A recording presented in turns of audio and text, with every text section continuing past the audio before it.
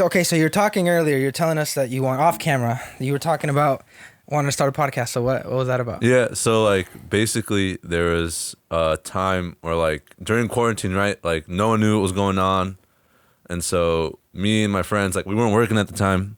So we would go hang out. They used to live like out on a little cottage out by the woods, like on what's it called?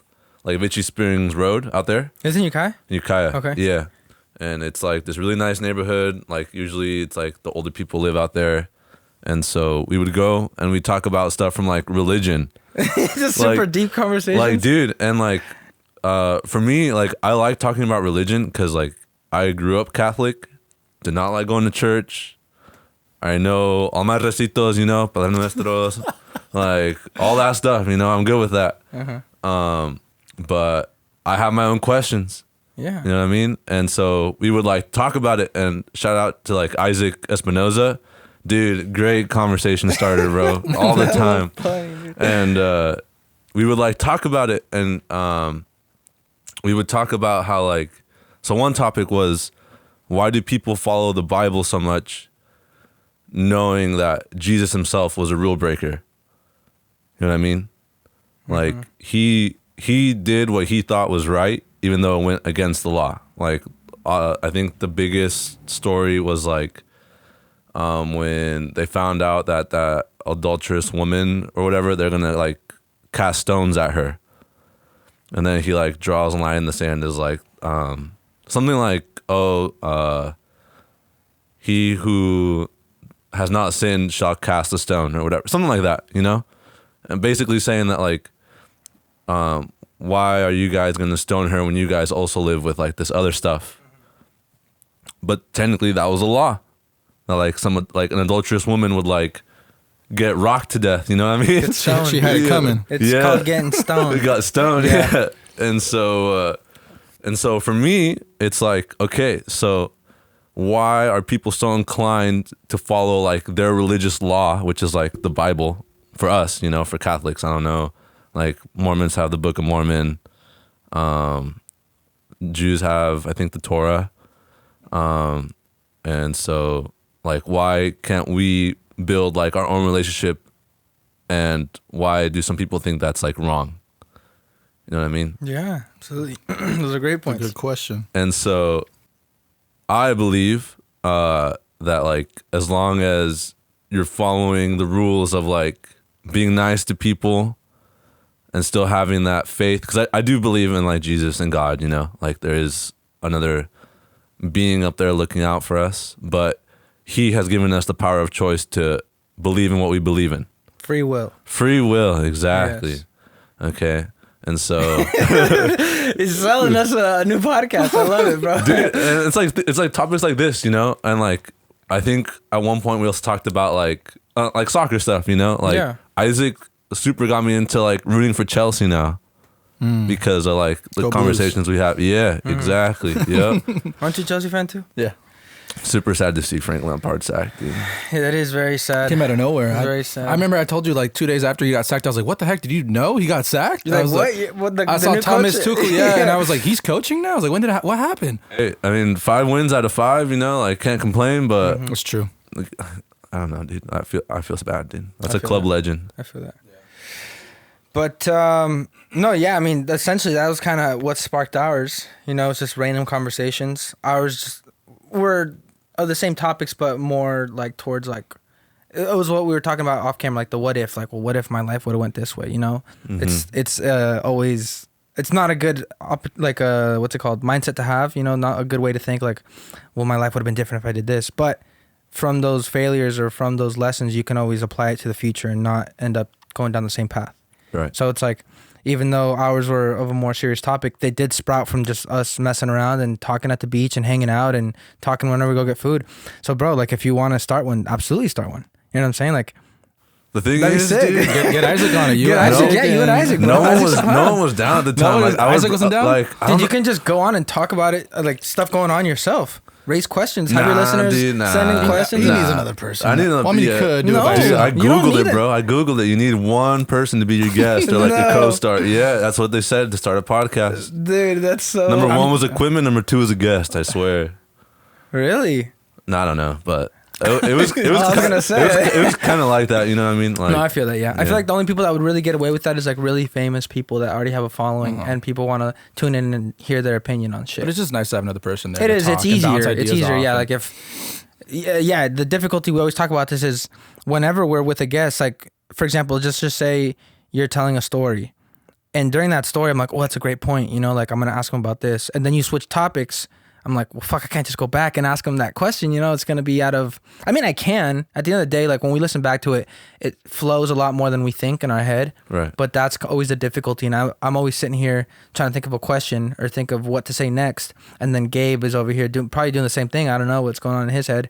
But it's kind of like, okay, am I going to go next? Is Gabe going to go next? You know what I'm saying? So just having to wait and alternate is a difficulty, you know? Especially now, like we don't really have right now like a structure to the episode. We have our talking points that we want to hit, but we don't have like a piece of paper in front of us kind of like where we can go back and forth with questions. So it's just about the flow. You just got to read the room. You know what I'm saying? You got to read the guest. You got to read your co-host. So, I mean, you could do it by yourself. It's just a lot harder. And like, dude, like I took the first step. I have a mic at home, you know, like, but I don't know. I just, by myself, I don't know. It feels weird. What would your name be? Have you got that far in the process? No, I'm serious. Like that's a great question, Gabe. Thank you. Like, have you? I was thinking about while you were talking. Have you thought about like what the name would be, what the theme would be, how often you would do Dude, it? Like, I don't know. Like, that's the shit you got to think about. Just the top of my head, dude. I just thought about like intergalactic thoughts for some reason. You know what I mean? Like, but like not like I have like a ton of ideas because, dude, my like aside from soccer, you know, like I want kids to start thinking on their own. Like one thing that I've noticed over the last couple of years on social media, especially, is like kids are so like quick to like, and I've fallen victim to them too. You know what I mean? Like see something and believe it for fact instead of like thinking of it for themselves. Mm-hmm. And so like my goal would be to get them to a point where like not necessarily tell them what's right or wrong, but like think about it. So another idea, Critical thinkers, right? And so like an idea would be like to read a book, or like, and then like, okay, like it sounds like a class, but like let's read a book and then like let's have a conversation about it. Like call in, like what are your thoughts on the book, or like what? Dude, that is a great idea for a show, dog. Like you can like this week's topic is this like, but I guess you would have to go live on YouTube. You'd have to like live broadcast so people would call in and see what you're doing right there, and then call, like a radio show type of stuff, right, you know? Right. What was I gonna say, dude? That's a great point because, like you say, you've fallen victim to it. I have too, but where I caught myself was on Twitter, and where I saw an article is like I always like check the trending and see like what's, because you can follow certain topics like right. finance and marketing or whatever, and I was like seeing it was like how Latinos got hit super hard in California by the COVID, and like how they got hit, and then why they were more at risk because they're the ones that make up a huge percentage of the essential workers, and they're like not really too big on the vaccine, don't really trust it, they're kind of skeptical about it. So I like saw the title and I was gonna retweet it, and it like a little thing popped up. It's like, are you sure you don't want to read the article first? I was like, fuck. It tells you that? Yeah. No, That's yes, a little yeah. thing like notifies you, and I started thinking Yeah. like, dude, I don't even read some of this stuff sometimes, and I'm retweeting it. You know what I'm saying? See, Like, that's something I always am mindful about. That I'm like, I'm not gonna post something unless I know for a fact like this is something that I've looked into and I Yeah. understand. absolutely. But I just feel like it's easy to fall victim to that on Twitter is because you could just hit the repost. You know what I'm saying? Like, and like headlines get you, dude. Like that these days, like YouTube videos, like things on Facebook, Twitter, anything, you know. Like I think like one of the things that like we have to think about is like when you're on Instagram, the first thing that comes to mind before you post is like, what's the caption? What's gonna get people's attention? yeah. And so like, Does that bother you? Like when that you think that way? that like I like want people like, what do you mean? Because I feel like with those thoughts, like the first thing you think is, what's the caption? Like, oh, this isn't Facebook. What is it when you say like, oh, that's Facebook worthy, or like this is a Instagram worthy Oh, I picture? see. You know what I'm saying? Like, what bothers me about social media is that it's like you do fall victim to those thoughts. You know what I'm saying? You want to think of yourself as, oh, I'm different, or I don't care what people think, but those thoughts do go through my head when I'm about to post a picture. Mm-hmm. I sit there and I think of a cool caption. Like, you know what I'm saying? I do that like, all the what does time. that say about me? I You know think what I'm saying? no, Like- dude, I think the wrong way to go about it is like, what's wrong with me is just like we're all a product of like what we grew up with. You know what I mean? So like these days, like I'll see people when I'm working at Ross, like doing TikTok dances. Like, dude, you'll never catch me in public doing that. Yeah, like at home, you know, maybe like I'll whip a dance move or two, but like in public, never. You know what I mean? And like I don't know if it bothers you guys, but like it bothers me when I see like people, like little kids especially, like on their screens a ton. Yeah. Like when it's so nice outside, you know what I mean? Like, let's go outside, let's do something. Like, my dad would like go tell me like, oh, go play with the ants, like outside. You know what I mean? You get bit and shit. You're like, oh, Dad. Come back like all bite marks. So like, it's how I grew up. You know what I mean? So, and I think it's the way we grew up. It's like a way to be popular without the old school like popular kid at school. You know what I mean? Like everyone can get a following if they wanted to. Yeah, I agree. It's like definitely easier to gain that type of and people want that nowadays. People crave that. You know, if they get that social media attention, they'd rather have 100 followers on social media than they'd rather have 10 friends in real life. That's just something that you see nowadays, and I get it. You know, I think a big part of that too is like you can get paid for that now. Yeah. So like, it's a game changer. But I think people think that you can get paid for those things, and it's a lot easier than what it actually is. Like they might think, oh, I can easily just get people to follow me real quick, and then I'll be some famous star. But you got to be brand. You have to have a brand. You have to have something that you come with every week. People have to consistently follow you, not just like one of your videos. You need to like all of them. And so it's like I feel like there's this missed idea of I'm going to do this and it's going to be super easy and I'm just going to become rich and famous. I'm going to become a YouTuber. I hear that so many times now. I'm going to become a YouTuber, some famous YouTuber. It's like, there's a lot of work that goes into doing all that, equipment, all that stuff. Yeah. Man. So. Well, equipment's huge. Not gonna lie, at one point I had aspirations to be a YouTuber. Me too. I'm sure you guys have heard of Gabe's, but like mine I hope is a little bit more underground. There's some fans out there still, Plug yourself right now. Nah, that channel is dead, dude. What did you try doing? Oh, dude, I remember this. Okay, go talk about it. I would do like skits, right? And like I remember like, dude, one of the videos that like for me I felt like was pretty funny was like I already know what you're gonna say. Dude. Shout out Donnie Mac. Dude. No, I felt because I would post random stuff, right? So like one video I remember was just my brother falling to the ground and farting. That was it. And it was like long videos or just like little clips? Little clips, because that's what it was back in the day, like YouTube? Yeah. Okay. Like it was basically like what Vine and TikTok was now. Okay. But like, so that kind of idea, like short clips, like less than a minute, 2 minutes, 4 minutes max. And so we create, like I would do that, and it was just a video of my brother falling down and farting, and it was one regular speed, one slow, and one sped up. You know what I mean? And so like I thought that stuff was funny at the time. Yeah. And then I also remember like shout out to Donald Mack. He featured a couple, but he didn't like being in the video, so ultimately I deleted it just because like I feel it, dude. And, like you don't want to see yourself embarrassed. You know what I mean? Like the popularity can get to you, man. Dude. And I understand. And then I remember, dude, the video I worked the hardest on ever was I did a Karate Kid parody. So back in the day, there was like a lot of parody videos. So like people would try to come up with like funnier ways or like different ways of like coming up. It's kind of like a cover, but like it was from movies. And I did a Karate Kid one where my cousins were in it. Diego was in it. My little brother Diego was in it. And dude, I like put music in it. I did slow-mos, like jokes here and there, different cut scenes. Mm-hmm. Dude, I worked so hard. Like poured your heart and soul into this. Working on like Windows Movie Maker, like on like this low computer, dude, that my mom had. Like bless her heart, man. But dude, I remember I wasn't supposed to have kids over when I was younger because me and my brother would be at home alone. My parents went to work, you know what I mean? And my dad found the SD card because he was going to take a picture with the camera. And that's where we got busted. I was like, all your homies right there? In the house, dude. And like some of the stuff we did, like, bro, like back in the day it was okay to do. Now you can't do, you know what I mean? Yeah. And so we don't gotta talk about that. Yeah. And so we don't want you to incriminate yourself. Right. And so like my dad caught it, and like rightfully so, like he was like, dude, nah, like a little bit more extreme than dude nah, but like Yeah, he's like, you know what I mean?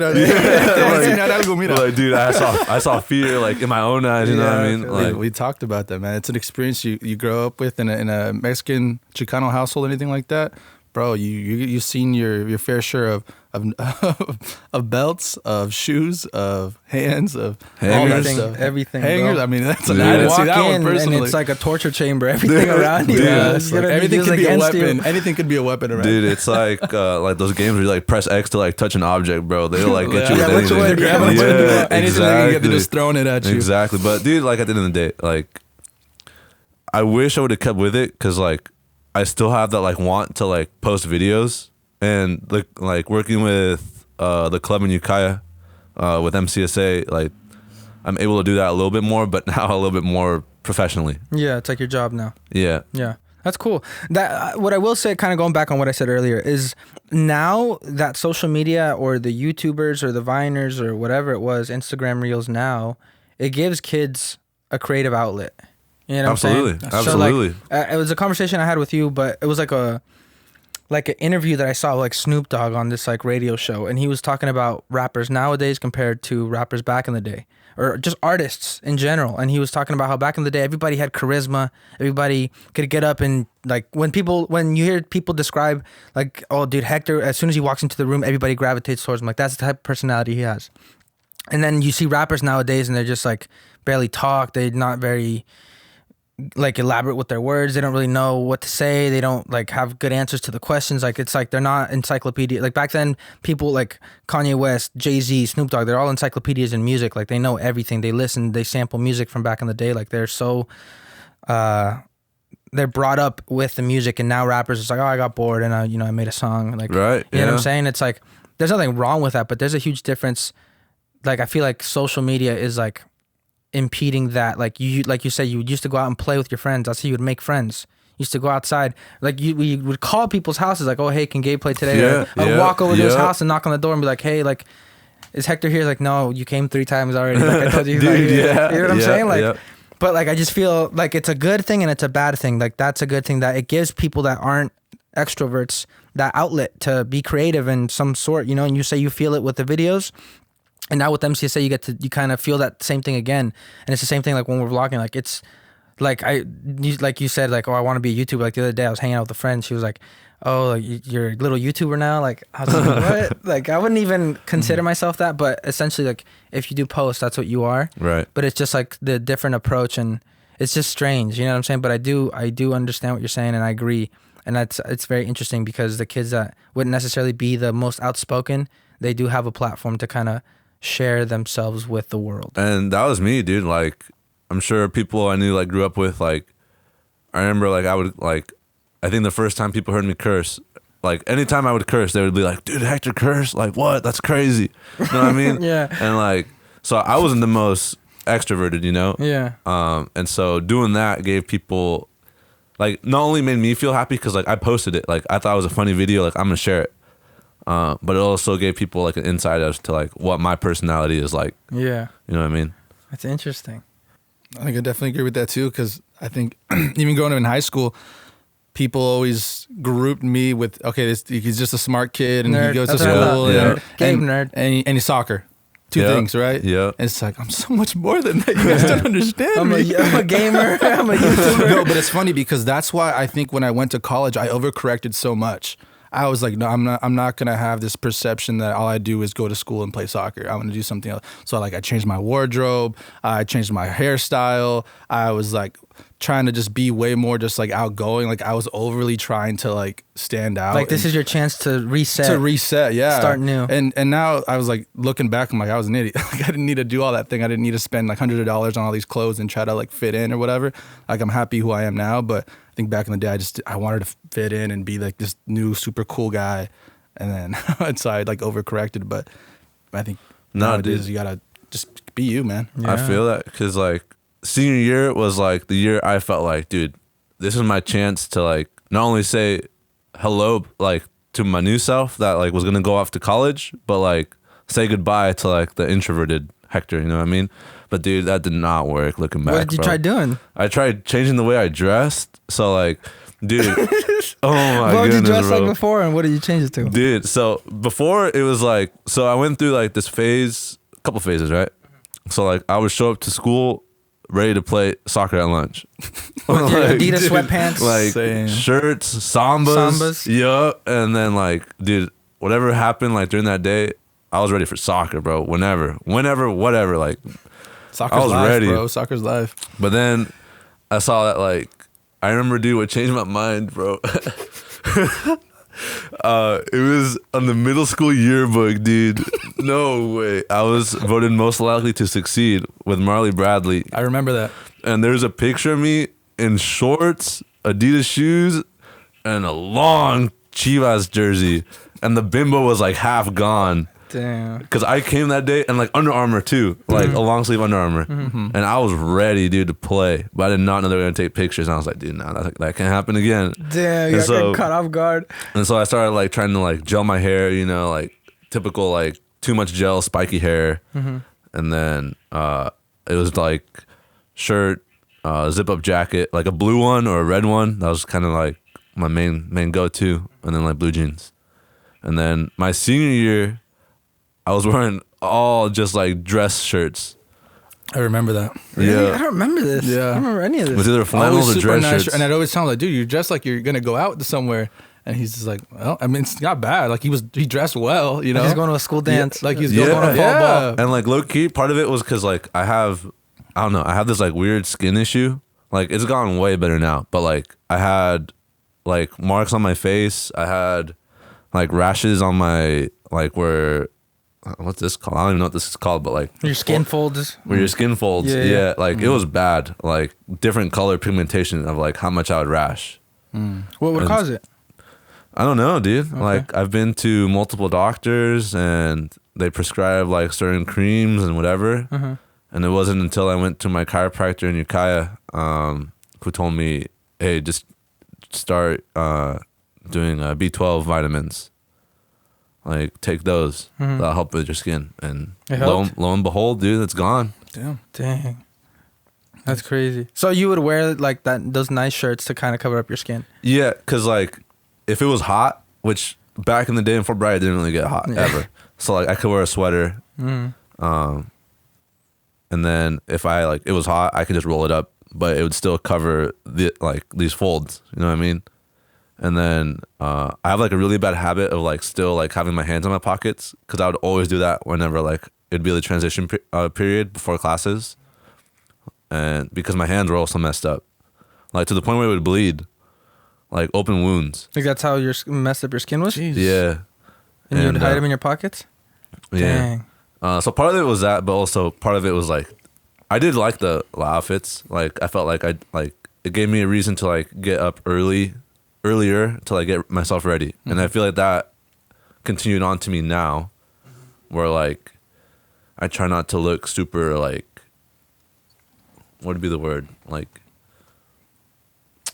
lazy, I guess. Like if my hair is messed up, I'm not going out. Like I'll at least like try to get it wet, like try to shape it in some way, and then like dip. I feel that. You know what I mean? Yeah, I feel that. How do we get into this conversation? I'm trying to think of where we can go from here. We're talking about. Okay, we'll go ahead, but we're talking about you starting like a podcast or starting something. Right. Dude, you should, bro. Dude, you should. I don't Like, know. just think about it, bro. Let me just lay out the business model right here. So you come up with your theme. You know what I'm saying? It's just you. You already got the mic. You'll live broadcast yourself, so you can do it on your desktop or you can do it on a nice webcam. And then each week, let's say you post twice a week on Instagram or something, create your page. Hey, everyone, this is what I'm going to be doing. This is a new project. I got this going on. I'm living at Ukiah right now. The reason why, you know what I'm saying? Like this first episode, I'm just going to be telling you guys, it's pre-recorded. This is like the trailer for it, basically kind of giving people a rundown of what you're about. Right. And then the next post be like, hey, look, this is going to be my topic for this week. If you guys have any comments or questions or like a Q&A, you guys can send them in. I'll answer them on here. I'll kind of just give my thoughts and feedback. Or, you know, I'm going to be live on YouTube. You guys can always call in. This is my number that you guys can call in on a WhatsApp or something. Right. You guys can call me live and then just have some friends that like want to call you and stuff and just ask questions. Like, you know what I'm saying? You can just answer questions and talk to people online. or just have your topic of the week, or have your topic of like a deep thought. You know what I'm saying? And whenever you do this, bro, it's gonna always force you to be more open-minded and read more. You know what I'm saying? Like, you don't want to come on here and just sound like an idiot and not know what you're talking about. Exactly. That's always our biggest fear. You know what I'm saying? Like, and we have, there's topics that absolutely we're not proud that we talked about because we're not that knowledgeable about, But it's gonna force you to like expand your knowledge and kind of. But dude, that would be sick. No, because you want to know why I said that? Sorry, I'll let you finish. Oh, no. But the reason I say that is because when we did the Anderson video, he was talking about, oh yeah, I've done something similar to this. It's like a radio show, and we would go running and stuff, and he would tell me about it. And it wasn't until I want to say like late, we had it with Anderson like July, August, and it wasn't until like December that I heard his episode, and it was like a father-son duo that they do it. I want to say out of Lake County or somewhere in this area, and they do a radio show, like live radio show. And they have like their archive on KYZ, whatever it is, like a radio station online. But it's like a sports theme. And they would like talk to Gordon. They talk to coaches, high school coaches, local college coaches. They talk to players of the week. Like they had good games. They just ask them, what's your favorite thing about coaching? Just basic questions. But it's like super cool because I listened to Anderson's episode and he was talking. He was like, hey, I just want to thank you guys for what you guys have been doing during the pandemic. Like, I know you guys don't see it as a public service. He's like, but me and my close circle, we always tune in, and we're, what I'm saying? Just to be able to get that following is very inspiring. But it's just like, that's a sports themed show. You can always do something religion themed or critical thinking themed, like. Well, it's because, dude, like, I have so many topics that like I've thought about before, like just from growing up, and like, especially like in history, like that was my major in school. And so like I took all these different history courses about like the other side of history.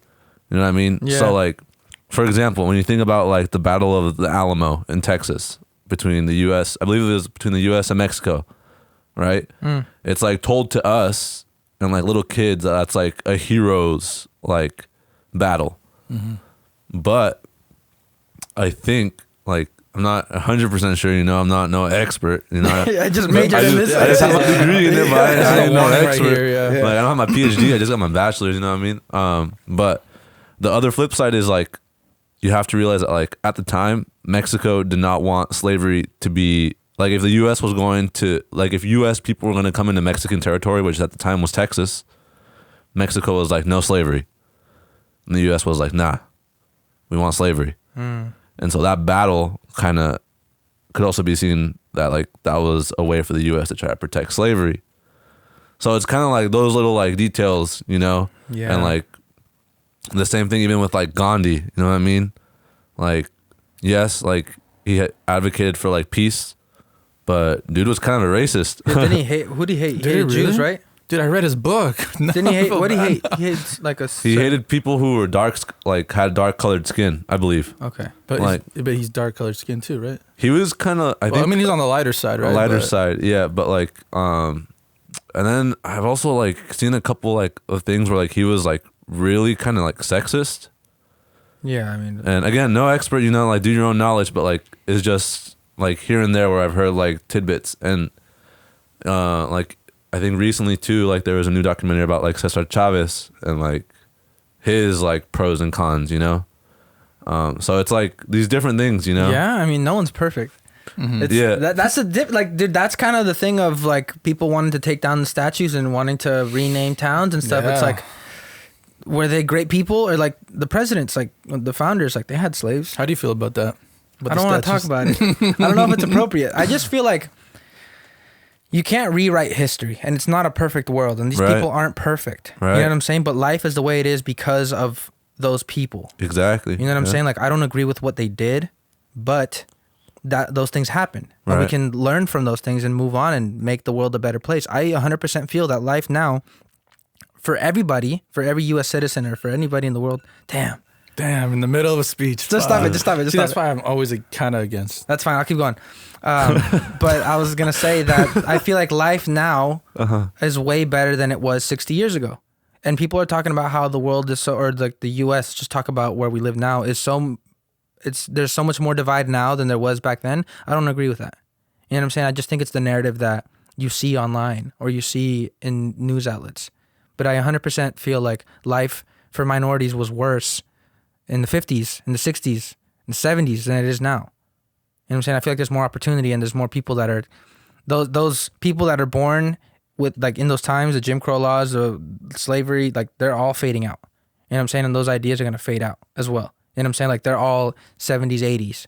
You know what I'm saying? And it's like, I feel like the more educated people get, and that's like a trend that you're starting to see, those ideas are going to fade out.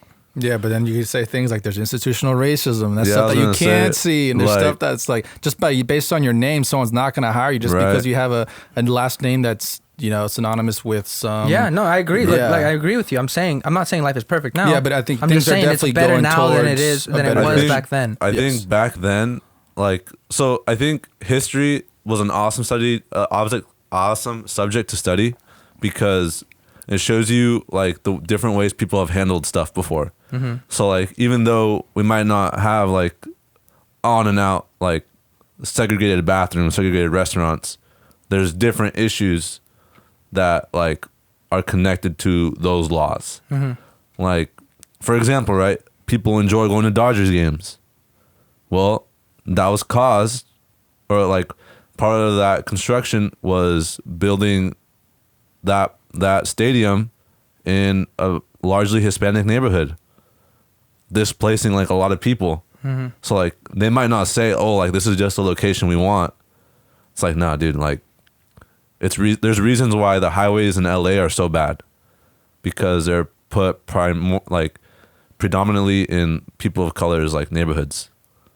You know what do you mean bad like traffic, or bad the quality like infrastructure? Bad traffic. So like it's like different issues now than what we had before. You know what I mean? Yeah. Like people, I think Gabe brought up a good point that like people can look at your job application. You know what I mean? Or like even like your gender. You know what I mean? That affects your employment. Yeah. Yeah. And so like it really just, there's different issues, you know. People still find their way. Like technically gerrymandering is illegal, but people can still draw districts, like their voting districts in the state, to like favor their, like the weight of the vote to like apply to them. Mm-hmm. You know what I mean? Mm-hmm. Like technically legal, but shouldn't be. I feel that. How did we get into this? I'm not sure. I don't know, dude. I went from everyone from starting your podcast to but I think it was just like ideas of like all these stuff ideas you would talk about. Yeah. But yeah, you should definitely start your podcast. That'd be we're the first people to call in. Yeah. But why don't we talk? Because you kind of talked about a little bit, like kind of growing up. Why don't you just kind of go into that, and then we'll get into college. Sure. So like, what was life growing up here? So I don't really remember much growing up outside the trailer park where I live at now, in Cleon. I was 3 years old when we moved to the trailer park. But I mean, from what I can remember, it was like nice, like definitely a lot different than like how kids are growing up now, you know, like no phones, no tablet, Despierta América on TV all the time, you know. Sábado Gigante.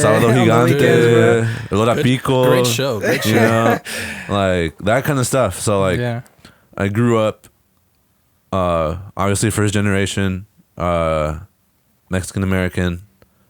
My parents didn't know a lick of English, so like Spanish was my first language, you know, and all that was cool. And like till this day, they still live in the same trailer park. We've outlived like so many people who have like moved in and moved out. You know what I mean? And I think looking back on it now, like I wouldn't want to have it any other way. Mm-hmm. Like, and I feel so bad, dude, because like I would tell my parents like, dude, let's move out. Let's go to a bigger house. I want a yard.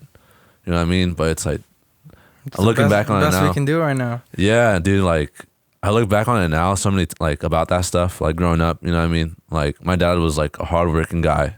So like when it came to like extracurriculars, like I hardly saw him because he was always working. And then when he got home, he was tired. You know what I mean? And my mom too, like she would put in a shift during the week and on the weekends. And so like it would be nice to have her there, but on the weekends she worked all day. So it was just time with my dad, You know what I mean? But yeah, dude, it was nice. Met a lot of friends at the trailer park. Martinez family. I met Victor Venegas, grew up with him. Felix Hernandez grew up with him. Donnie Mack was up the street. Sarah Kohler, Dulce Sanchez also lived there. You know what I mean? So like a lot of people. Hell of people. yeah. So like it was cool, you know. Danny was there for a while. Danny Ramirez. Oh, Danny really? Ramirez, Shout out to yeah. Danny, My I hate you. boy. Yeah. So like it was tight, you know, like I learned how to skateboard. I learned like that's where I love to play soccer, dude. Like I remember me and Victor would put up like our recycling and trash cans together and we'd play, dude. We just like one person was goalie, one person was shooting the ball. And then my younger brother was old enough, Diego. He ended up going like in middle school he built like a goal out of like PVC pipe and like some fishnet or like something. You know what I mean? Dude, and we would play 1v1 for like hours. And that reminds me, dude. We would play like a juggling game. Yeah. And it was like, dude, I don't even want to say, bro, but it was like, if you lost, you were like a chicken, or like, and then if you like lost twice, you were like super chicken something, whatever. You know what I mean? Yeah. And there was like 5 levels of like nonsense like that, dude. But we would play, you know, like serious, like competition. Yeah. You know what I mean? And so like, and it was so cool because like my parents were pretty lax about like letting us go outside and play. You know what I mean? Like, cause it was me and my brother. So like, if something happened, we look after each other. And then we just had to be home before dark. You know, that was kind of like the golden rule. Yeah. That's good. Because I kind of grew up, not in a trailer park, but I grew up at the Walnut Street Apartments. It was the same thing, bro. Just all the kids are there. Just see, if he's not home, just go over there, knock on that door. If he's not home, you know what I'm saying? Get everybody, go play baseball, go play soccer, go play football. So yeah, I feel like there's a huge plus in growing up in a big, what is that? Like a big complex like that? Yeah. That was sick. So what did you want to be when you were younger? Like did your parents go to school? Were they big on school? They wanted me to do well in school. Like as long as I can remember, they were always like, "Échale ganas en la escuela," you know, like put your best foot forward in school, like try, like, and like whenever I get a B, they'd be like, "Why is it not an A?" Yeah. You know what I mean? Yeah. Like, and so, but honestly, like, some people feel like maybe their parents pressured them too much to do that kind of stuff, but dude, for me, like, it was great. Like, it kept me on track, and like, they did it in a way where like, dude, I know I can do better. You know what I mean?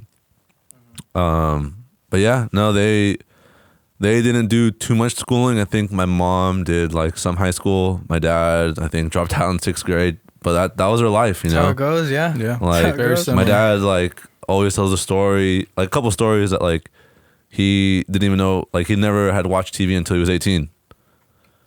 And, like, he never had, like, a good pair of pants when he was in Mexico. Like, they always had some sort of hole in it.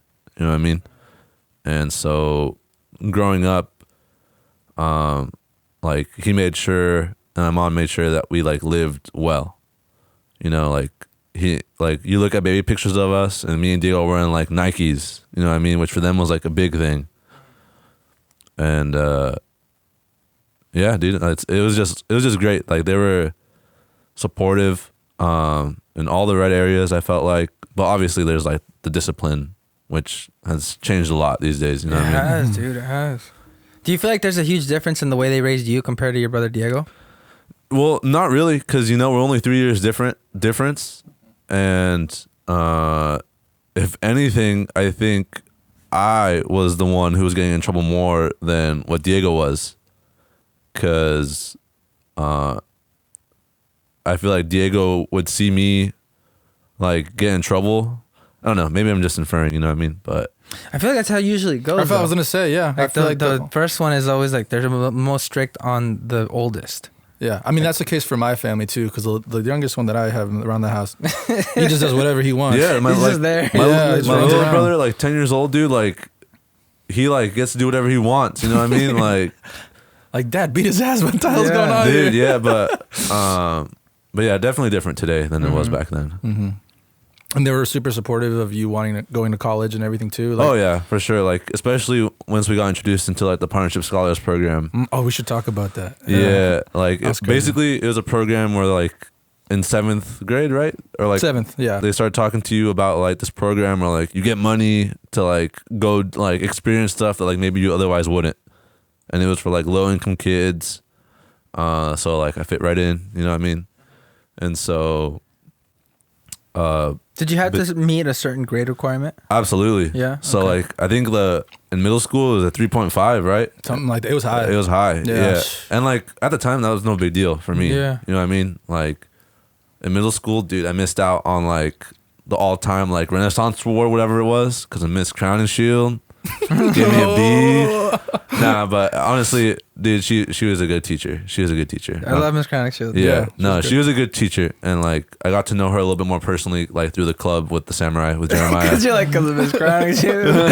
But it was good, and so yeah, with the partnership scholars, like they were even more like interested in me going to college, because that was the goal. That's the whole point of the program, is to groom you to go to college. Like you're gonna get good grades. We're gonna like diversify your experiences that you have, because here in Fort Bragg you don't really have a lot of places you can go to experience new things. So they're just like, we're gonna take you out of Fort Bragg. We're gonna show you all these different things. We're gonna take you to a museum. We're gonna take you out of the state. We're gonna have you try different foods, whatever it's gonna be. And all these experiences are gonna kind of come together, so that when it comes time for you going to college, you're more well rounded. Right. And it was pretty cool, dude. Like I had never even had like Thai food before, you know what I mean? Like, Same. So one of the first things I went was to go to Viewporns out on what is it, 20? Yeah. And like just eat Thai food, like I didn't even know what curry was. I didn't even know what jasmine rice was, you know what I mean? Like I grew up on frijoles, huevos, sopita de conchitas, you know what I mean? Like all that stuff. And so having that experience was like, at first it was weird, you know what I mean? Because like when I would go to concerts, or like when I would go to like the Mendo Music Festival, you know what I mean? What kind of music would it be? Like classical. Like sometimes it'd be like weird, like Brazilian rock fusion, you know what I mean? But I would feel out of place sometimes, because the people I would see there, like I wouldn't see anyone like me, you know what I mean? Young, unless like we went together as a group, and those were the best times. Those were hella fun. Yeah, like we would like, I always remember, dude, and I still like, if I can still go, like occasionally I will go to the Mendo Music Festival, like, but I always get a cookie and some hot chocolate. Cookies there are fire, bro. Yeah, dude, the best cookies you'll ever have. I promise you. Dude, they're so Where is good. this at? Mendocino Music Festival, right in Mendo. Yeah. But it's a good point that you brought up. It's like, it's stuff that you would never go to unless someone told you, hey, we're going to this event. Right. And then they just bring you along. And I'm like listening to jazz for the first time. Like I wasn't a big music person growing up anyways, but like the stuff I would listen to was Drake, was rap and hip hop, R&B, stuff like that. Hey, shout out to Drizzy Drake. Yeah. and then they took us to a jazz concert or something. I'm like, what the hell is this? I'm just looking around. Sitting there with your arms crossed. Like, dude, like I remember one day, like very specifically, like my very first CD I bought was a Daddy Yankee CD. Did you get in trouble for having it, bro? Huh? Oh, never mind. I thought you were going to go and tell your parents got mad at you for having it. And so I remember, dude, like so like specifically. So I had got a Daddy Yankee CD, Videotepa, like a couple of days before. Yeah. In Ukiah. And so I was listening to that in the morning, and then my mentors, Orr and Steve, one of the very first things we did, we went to listen to, I believe it was Baroque chamber music in Mendocino. Like in a little chamber music. It was piano, and like to me it sounded like opera music, you know what I mean? Like I still don't know the difference between all that stuff. Okay. But I was not a fan, but I enjoyed the experience, if that makes sense. Yeah, it makes a lot of sense. 100%. No, like being older now, because obviously when you're a kid, you don't really appreciate those experiences. Do you feel like now, if you were to do these exact same things, like go to those same concerts, would you feel the same as you did back then, or do you feel like you would appreciate it more now? That's why I still go, like before COVID hit, you know what I mean? Like I had gone to the Mendo Music Festival like 2 or 3 times on my own, or with Tiffany, and so we would go like on our own, and I'd enjoy it. Like it was awesome. And if the Symphony of the Redwoods was playing here in town, I would go and listen to them. And it'd be cool because like through my mentors, I made some friends with their friends. And so they would see us there and they'd be like, what? Like, you're here? Like, that's so great. Like, it's so good to see you here. And what I really enjoyed about that whole experience too was like, not only did I get to experience new things, but my mentors were down to experience new things for themselves. You know, I remember like recently we went to Seattle, me, my brother, Orange Steve, like after I graduated already. And we went to go watch a Sounders game against FC Dallas. Sick. Dude, the stadium was packed. It was our first time going to a game like that. Really? That's awesome. And they were down. They were like, and I felt so bad because the drive was buns. Yeah. It was like an hour, and we kept getting like turned around here and there. But they said they enjoyed the experience. Like, I totally enjoyed it. And it's stuff like their openness to try stuff with me made me open to try stuff with them. That's awesome. How long does that program last for?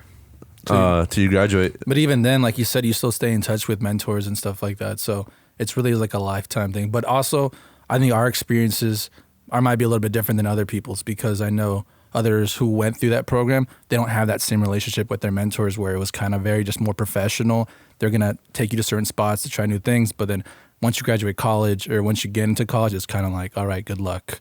Almost, yeah. So it really just depends on the person. Yeah, I think in terms of like my selection, I got lucky. Like, because I had, not only did I, like previously before that, I had 2 other mentors. One couldn't do it because of health reasons, you know, and I was kind of sad because like he got out before I could really meet him. And then second one, it was just too big of a time commitment. And so with Orr and Steve, I'll always remember the first day we met. Orr had a British accent, so already I was like intrigued. And then Steve, he introduced himself as like he took professional pictures of graffiti.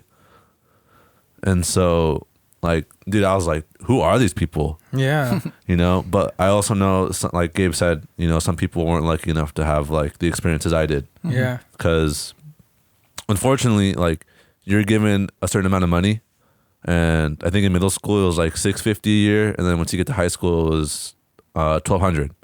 They give you that money?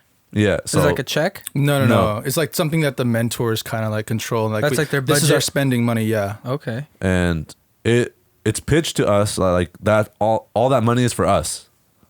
However, I know, like I said, like my mentors were down to do what I wanted to do. Other mentors were not like that. Other mentors were like, we're gonna do what I want to do, and that's only what we're gonna do because I think it's good for you. Mm-hmm. And so like I've heard stories where, and like not to like shade anyone, you know what I mean? Because at the end of the day, I think it was a good concept. And I think originally it was a good program. Mm-hmm. But I think there have been times where like I've had people, past scholars, who have told me that like, oh yeah, like my mentor used it to like buy like her own gas, which technically they were allowed to do. You know what I mean? Or like use it to like buy like their own food, their own drinks, you know, like buy expensive wine. You know what I mean? And like my mentors were like, they kind of broke the rules a little bit. So like whenever we would go out, they would spend their own money on their own things. So that would save me more money to like go on better trips. Like I was able to go to the East Coast and Spain because of that. Yeah, What a dude. great You should talk about your experience, Spain trip, bro. Yeah, 'cause what was that I didn't like, get to dude? go to. Before you start talking about that, I just want to start off by saying I was an idiot for not going on this trip because I had the money to do it, part of the program, and I, for whatever reason, was like, nah, I'm good. Like I'm just gonna chill. Like I had just gotten back from Mexico, and for whatever reason, I was like, it's gonna be the same thing. Like I'm chilling, and so I didn't end up going. And literally the amount of times I've heard stories from him or from other people, like, dude, it was so much fun. We did this, did that. And we all like were in the same place. So we would all like stay up together and like talk. And I missed out. So talk about that trip. Like, how was it for you? It was dope. You know what I mean? Like we went through EF tours. So like we got a tour guide that would like take us to like different spots. So like we had 2 weeks tour Madrid, San Sebastian, Barcelona, Seville, and there was one more place in Pamplona, I believe. And so it was kind of jam-packed, but we were like staying like, dude, these fancy hotels, man. Like, it looked like Renaissance era, like hotels, like bidets, the works, you know what I mean? Like, that was the first time I saw a bidet, you know what I mean? And dude, it was just great. Yeah. But like, part of what I didn't like, again, was like, we would want to go do stuff and the mentors would be like, oh no, we're gonna go do this when we had free time. Yeah. So like, I remember we went to the National Museum of Spain, I think. I don't even remember anything from it other than seeing like one, I believe his name is Gaudi, like painting. Mm-hmm. And I remember what the painting looks like, Yeah. you know, compared to like when I went with Orange Steve to France, like we went to France together and we went to the Louvre and we got to see the Mona Lisa. Like, dude, I was excited to go to that museum. You know what I mean? Sick. Dude, that's awesome. Took a picture with Mona Lisa. Really? Do you have like, these pictures? Can I see them? They might be on my computer, but I don't know. I ended up like deleting some stuff, and it might have been part of that. But Dude, I'll look for it. Because like, just speaking of the Mona, you think it's like this big painting, dude? It's probably like as big as that poster you guys have it's right hella there. small. It's Really? hella small. I was Yeah. just about to ask, is it like this No. big? No, and there's like hundreds of people like crowded around it. Like, it's crazy. It's like in the center of the room. Like you I come wonder into why this it's room. so popular. Like, why are people so intrigued by that painting? So iconic. I don't know. I don't know. We should have like an art major on here to explain Yeah. the importance. We'll have to of bring back Yanni, or we'll have to have someone else come on. Dude, there's some questions we didn't ask Yanni. Okay, anyways, what were you saying about the friendship though? You guys went to the Lou and what? Oh, and then we were able to go, and like, the cool thing is about Orange Steve is like they let us do a lot on our own, and a lot like they let me do a lot on my own. So like, I remember when we were in the program, I think we went to go check out Berkeley, and we stayed with their friends. Oh, dude, I forgot about. I totally that. forgot what their names are right now.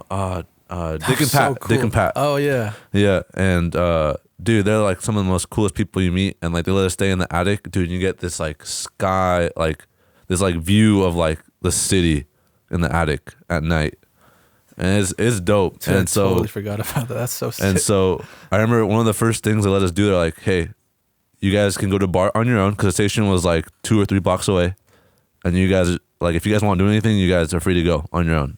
Figure out BART. And I remember we had bought tickets, and instead of going, we wanted to go to Union Square. We went the wrong way, trying to figure it out.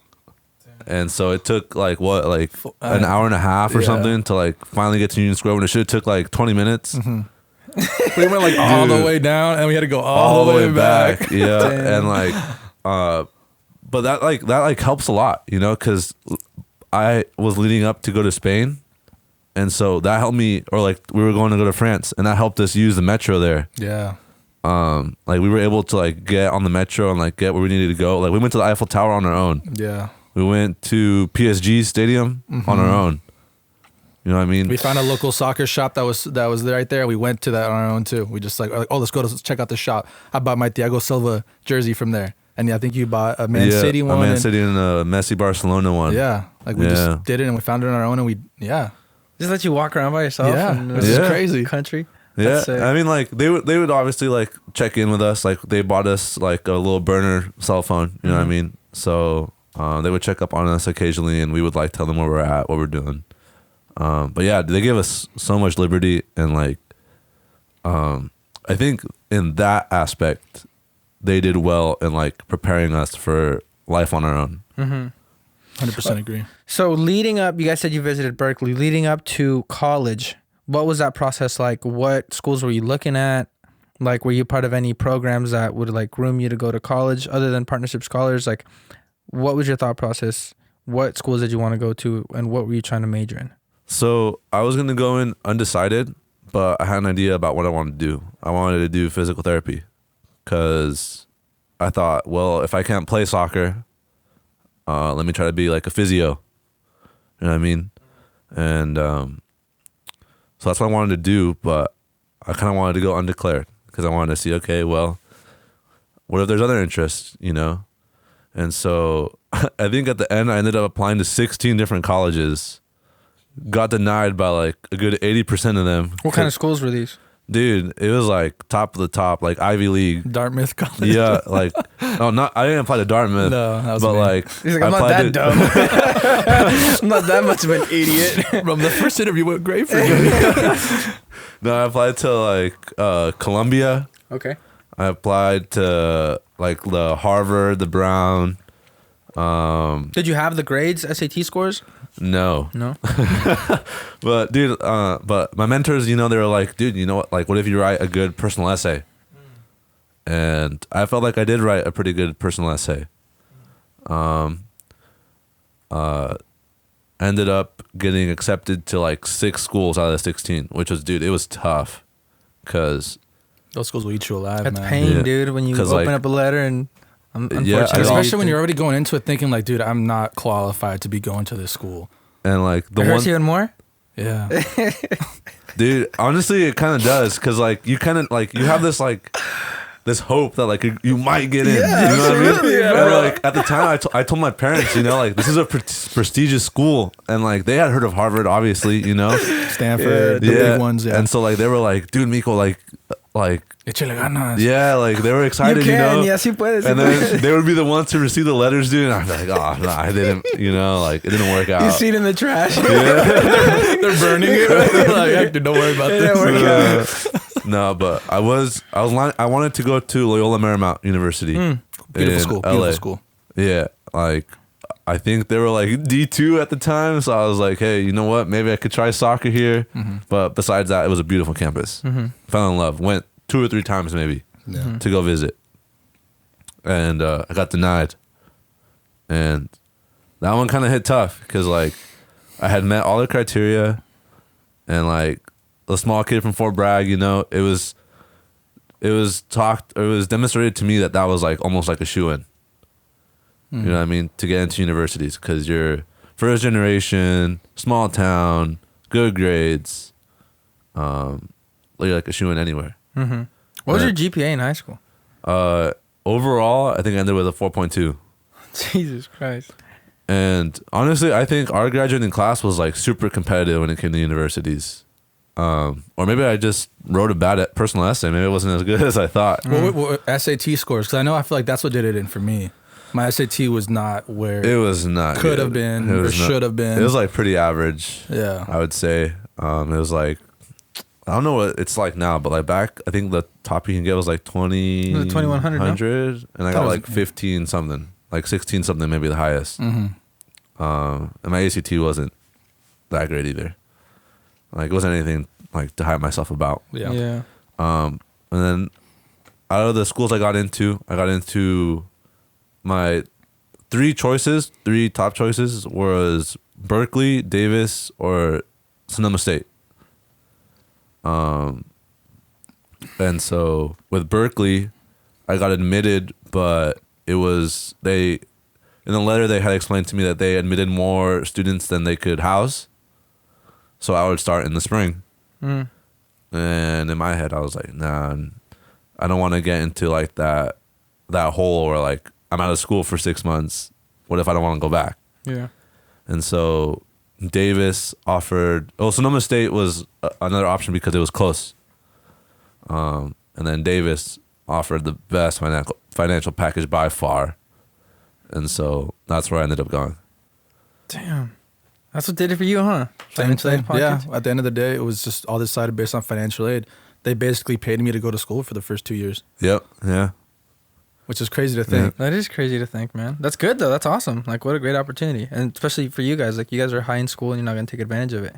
Right. Like, you guys need the money. Yeah, and I think for my parents, like that was a big selling point too, because like although I'm sure they like wanted me to go to like the prestigious Ivy League schools, that was on the other side of the country. You know what I mean? And like I was surprised they even let me go to the East Coast in the first place, and go to like even LA, because like it's not something that I think they ever thought I would be able to do. Like I've been to Europe twice. I've been to the East Coast once. I've been to the Pacific Northwest. You know what I mean? Like, I'm sure in their head, my furthest travel would be Mexico. Yeah. It's probably crazy to think that you've been all over the world like that. Yeah. And so they really liked Davis because it was just in Sacramento pretty much, you know? And so it made me happy that they were also comfortable with the fact that I wanted to go to Davis as well. And what was like your experience like there? Well, living on your own, was it more difficult than you had expected? Or were you kind of just used to doing things on your own at that point? Kind of yes and no. So again, I think I got a good experience out of Partnership Scholars because I had gone to math and science camp UC Santa Cruz called Cosmos. Oh, dude, hell yeah. And so I got to live there for a month on the campus, like dorm style. Yeah. So like I had a roommate and I was there to like work. I did astrophysics. Don't ask me what I did because I don't remember. But it was tight. You know, I got to look at telescopes, got to map constellations, talk about it, present. You're basically there like, that's like college. Yeah. And it was cool because we got to even use like the DC, the dining commons there. Okay. You know what I It's mean? like the full college experience without all the other kids. Yeah. And like we had rec time. So like parts of it were camp and we had a dance. So like, What? yeah. Whoa. That's where I learned how to shuffle, you know what I mean? Yeah. Like, party rock anthem, goodness. yeah, I was hitting pretty tough back then, you know what I mean? So like, That was my jam. yeah, bro. dude. And so like, I didn't know how to shuffle back then, so I had to bring that style back to Fort Bragg, you know what I mean? I feel that. That's great content. That's great yeah. content. And so that prepared me pretty well. But I'm a kid who gets really homesick still to this day. Like if I go back home, and I'm even there for like 2 days on the drive back, dude, I'm like the saddest person. You know, and I think that's because the way I was brought up, like I talked about earlier. I have a close connection with my parents, my family. And so that was the hardest thing, just not being around them. Or just not having my family there, you know, because like living out of town, you know, I didn't really get to hang out with you guys outside of school because it was tough. I couldn't drive. Again, my parents worked all the time. So like when I got like after school, it was just time with them, you know? And then now like I still have school, but not them. You know what I mean? And so how was your first year? You said you went and declared? So yeah, so I went in undeclared in the College of Letters and Sciences, just because little trick out there for you potential college students. There's a chance for you to change majors possibly if you go in undeclared in a less impacted college at a university. So like, let's say potentially you want to go be an engineer at Cal Poly.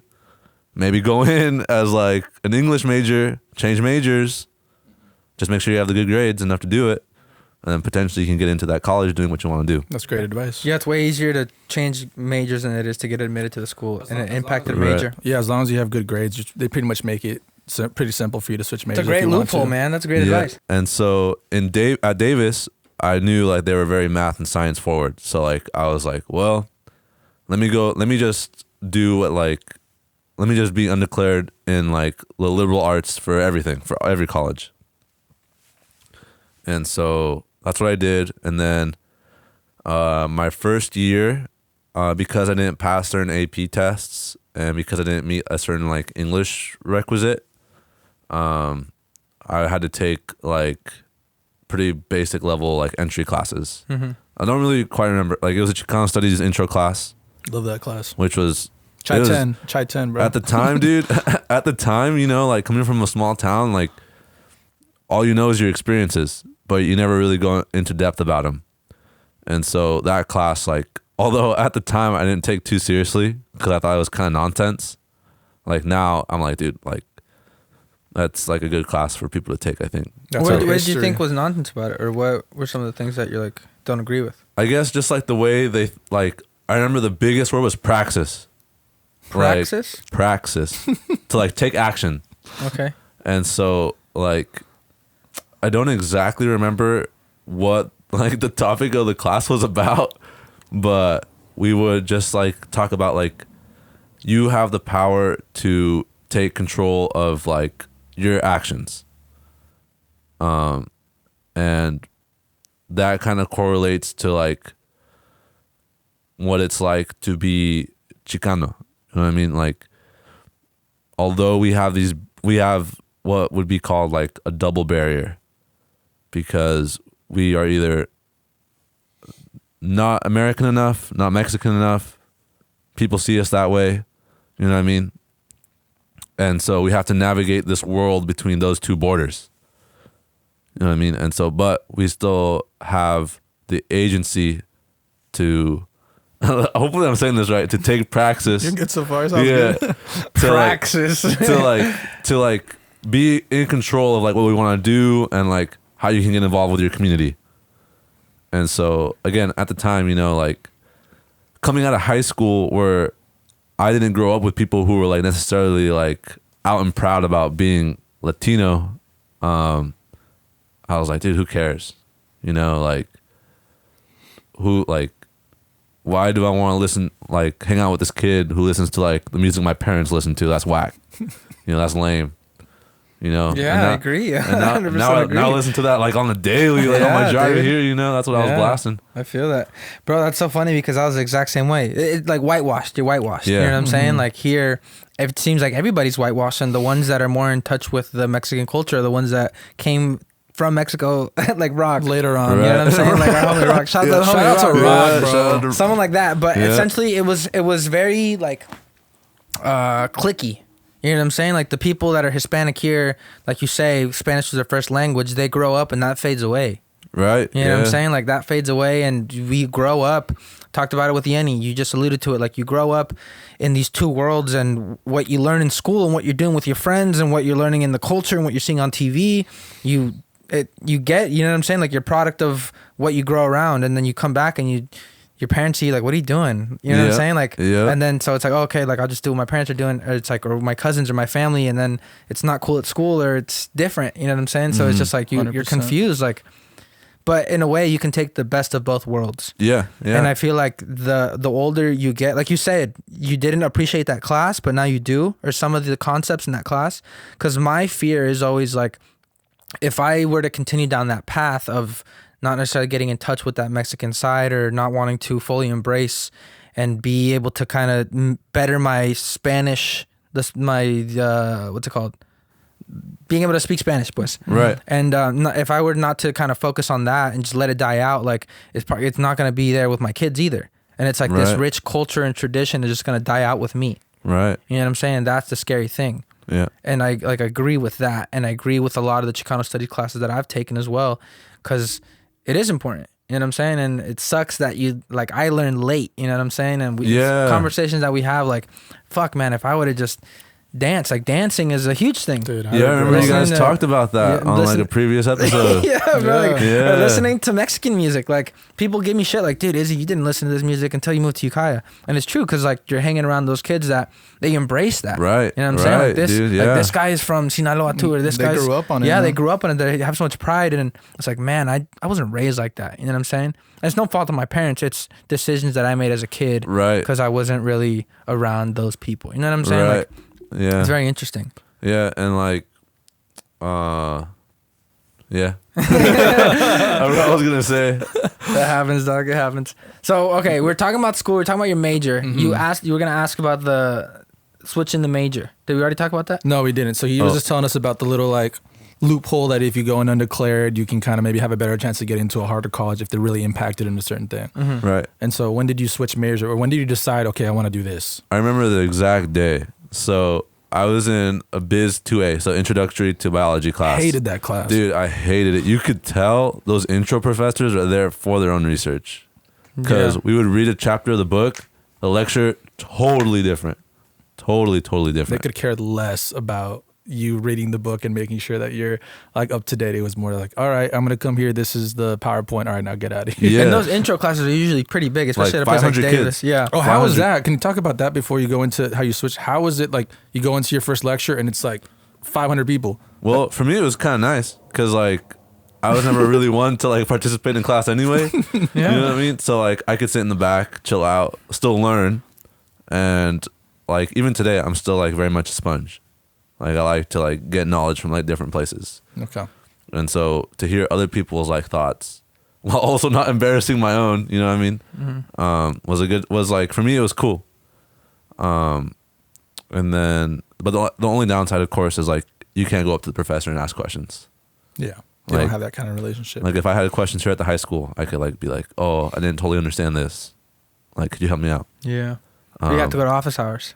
Right. You know what I'm saying? And so for me, I remember the exact day.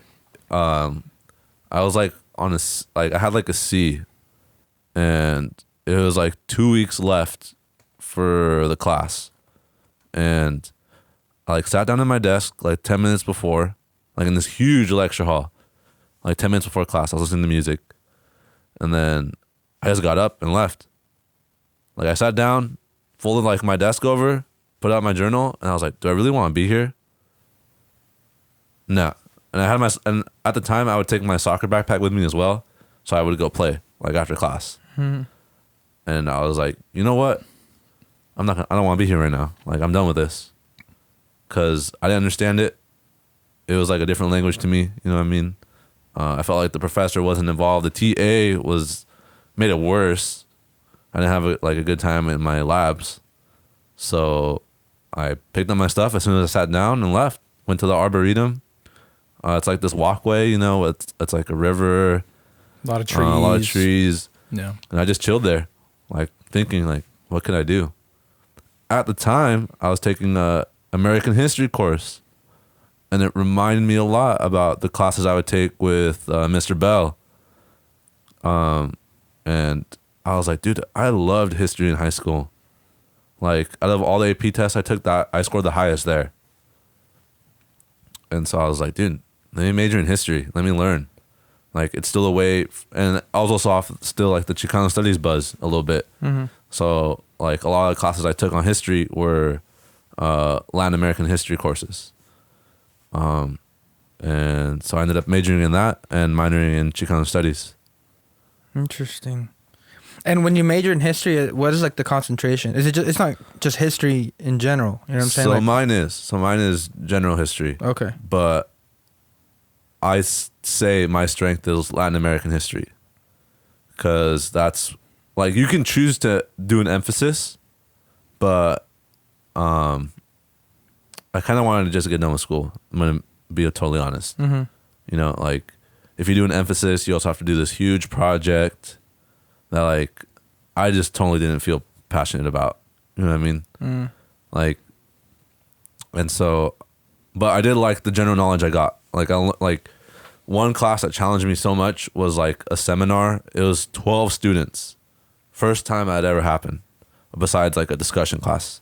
But those you can skip and still pass the class. Yeah. Gotcha. And so this seminar was 12 kids like in a room like this, talking, just like discussing. So you had to participate. And it was on a subject I had really no knowledge about. It was like Jewish authors during World War II. And it was crazy. Like the amount of like thinking we had to do, like the books we read. Like I read Sigmund Freud and the stuff that he talked about. Like I had to read the book maybe 2 times over, 3 times over maybe. It was confusing. Yeah. But it really challenged me as a student, and I think that kind of turned like my interest or like what I wanted to do at school. Like, because my 2 years before that, I was more focused on C's get degrees and on a more social life. But then, like once my social life got established, I was like, okay, let me focus on school. And that class, like, I had to give like 100%, if not like 120%, because I didn't understand most of it. Yeah.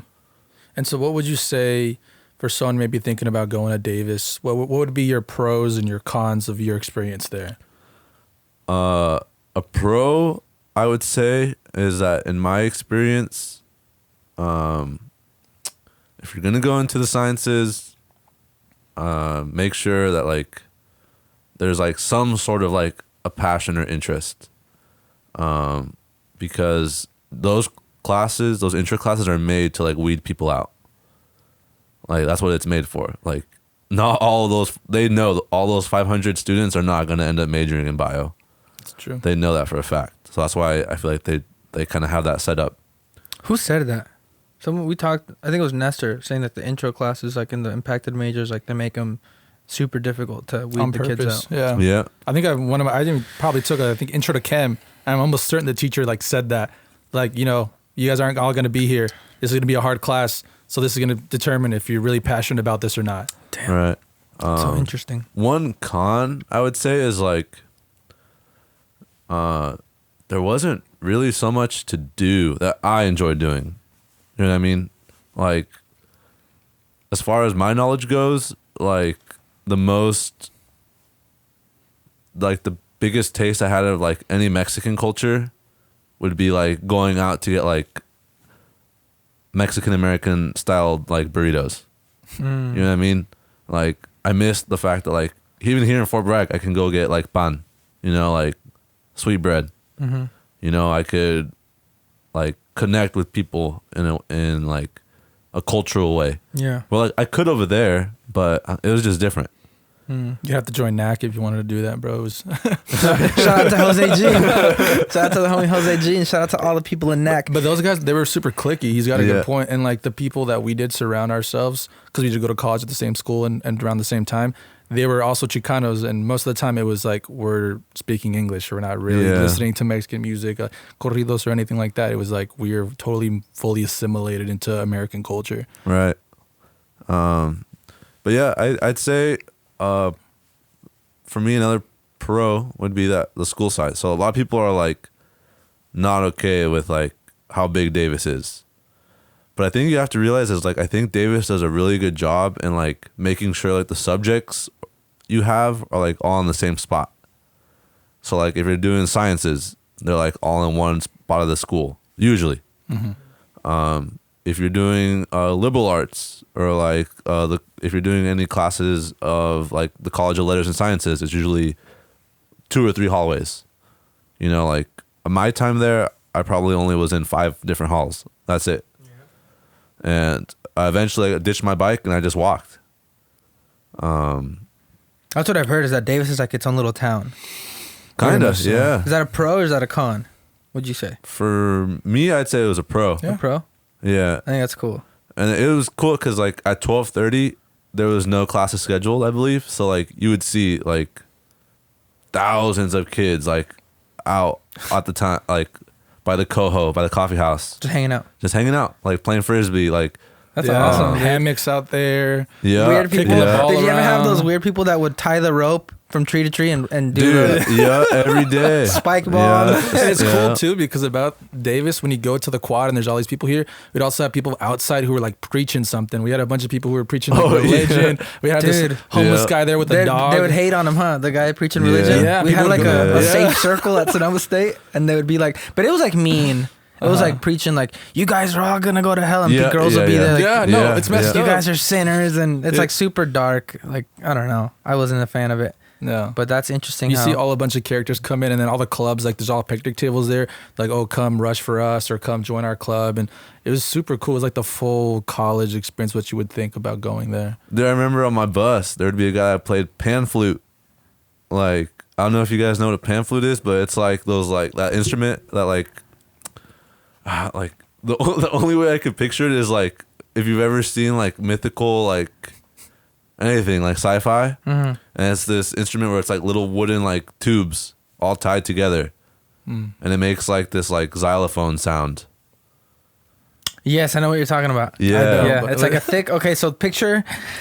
It's kind of shaped like Fingers, Like it's like fingers, fingers in a yeah, row, and yeah. it'll go from large to small. Yeah. And then, like it's Oh, like it's okay. like blowing in an empty half freaking I'm drawing a blank glass bottle. And you go, yeah. So it's like that. And But he would with, play that on the bus. what a savage. Dude, and he would wear a cape too. Like, it was tight, you know? Like, Yeah. and like, some people might look at that weird, but dude, I love that, you know? Like, that, you can meet so many, like, different people, you know?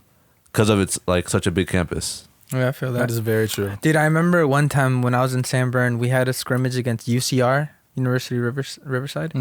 Dude, we got lost just looking for the field on campus. Like, there's streets in the campus. Yep. Like, you put it in the GPS, like they would send the location, and you put in, and it's like turn left on this street and turn left on University Road, and it's like this is like a little town in here, bro. Like I'm Yeah. getting lost in here. I don't even know where I'm at. Yeah. So it's interesting because all the schools I've been to, like Mendo, Sanborn and Sonoma, like all the campuses, there's no through streets inside the campus. It's just streets around it. You know what I'm saying? And everything inside is just buildings and facilities and everything, you know, like, but never to something of that scale. So like when I hear like Davis is its own little town, I guess I never realized it until now that I'm talking about streets. Like it's probably like that. There's like through streets and crazy stuff like that there. Yeah. Yeah, no, for sure. There's certain parts where like obviously there's parts where cars aren't allowed because people are riding their bikes all the time. But there's other spots where like you could drive a little bit through campus. Yeah, and I think another part was like really getting involved with like other club extracurricular activities. So like one thing I try to do is always make a UC Davis soccer game. Men's soccer. I got to see Matt Sheldon play at Davis. Really? Your freshman year? Yeah. Damn.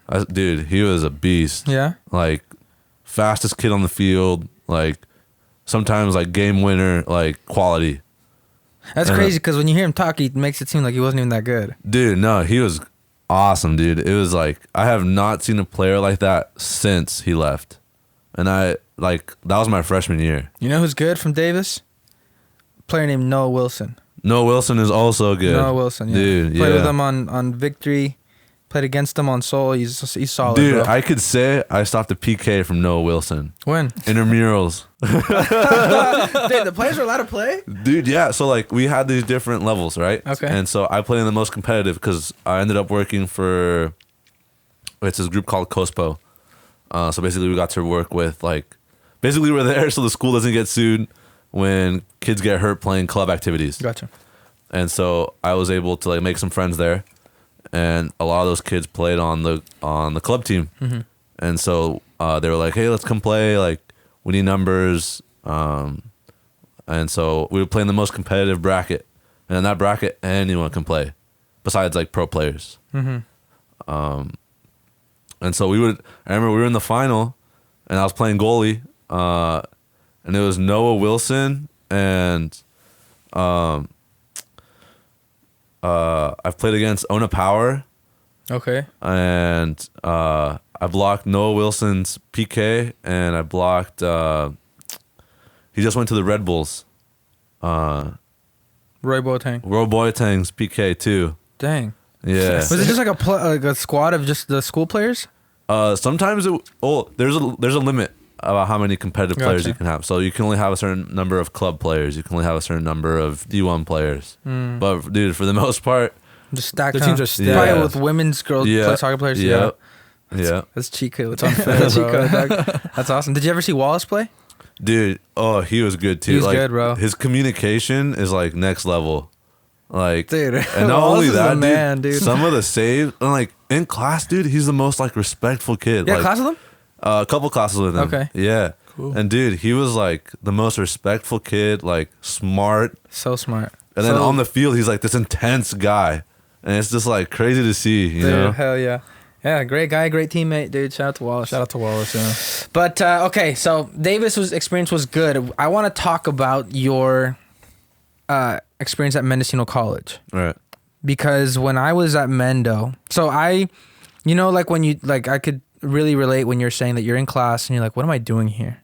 Like, I don't want to be here. I don't understand the subject matter. Like, am I just going to keep going with the flow and just kind of please my parents, and the people around me are probably going to be like, hey, stick with it. You know, like, I know it's tough now, and it's true. And I was kind of facing the dilemma of, am I a quitter if I choose something else, or am I choosing what I really want to do? You know what I'm saying? Exactly. So I was faced with that same thing my freshman year at Sonoma State. I found myself in a rut. I was like, I don't really want to do this. I'm not declared, you know, I'm not really tied down to anything. And I was just like, went back for the summer, trained with Angel. I talked about it before. Shane convinced me to go over, and I was like, you know what? I already paid tuition and housing. I was in it deep, thousands of dollars, and my parents weren't happy. Like, you know what? Like, don't do this. It's not, you already, like, what are you doing? You're crazy. You know, like, it's like this urge. It's like impulse. Like, don't listen to that. Just go back. I'm like, no, like, I want to go. Like, Shane's going to plug me up with housing. You know, I already got roommates, everything. I'm going to go. And in my opinion, it was a great decision. Right. You know, like, I'm where I'm at because of it. I'm happy. I enjoyed my time. During that time at Mendo, I was trying to convince you guys to come. We joked about it before, but I was legitimately like, hey, listen, like I was thousands of dollars deep at school over there. Here, I'm basically, like you said, with Davis, I'm at a JC. I'm getting paid to play and hang out. This is paying my rent. I paid $16 a semester for classes. Like that's nothing. Right. You know what I'm saying? That's pocket change. And over there, like I was living good, and I was like, guys, I know you guys are struggling sometimes, like, because we would talk, you know what I'm saying? We would talk in college, and I was like, this is a great decision. Come. And at that point, you guys are tied up in school. You guys are meeting friends. It's difficult. You guys are on a different journey than I was. But I was just like, so like tunnel vision, like, dude, you guys would succeed over here. After your experience at Davis, you went to Mendo. So talk about why, talk about your experience, and ultimately like what you got out of that. So some people might think like, I got my bachelor's degree, why go to a JC? You know, it's kind of like you're going in a backward step. Well, the original plan was to go to SRJC to try to get a paralegal degree, because I kind of want to go into law, and I thought that would give me like a good step into like possibly like law school internships, stuff like that. Living in Santa Rosa is expensive. And at the time, I did not have, like, I was working at the brewery, which paid pretty well. I didn't know this. Yeah. And Which brewery? The North Coast Brewery here in town. Oh, here in town. Yeah. Okay. Okay. Yeah. And so the little restaurant. I gotcha. And so. How long after you graduated was this? Well, I had worked there summer 16, summer 17. And then I went back summer 18. Gotcha. So just a summer job.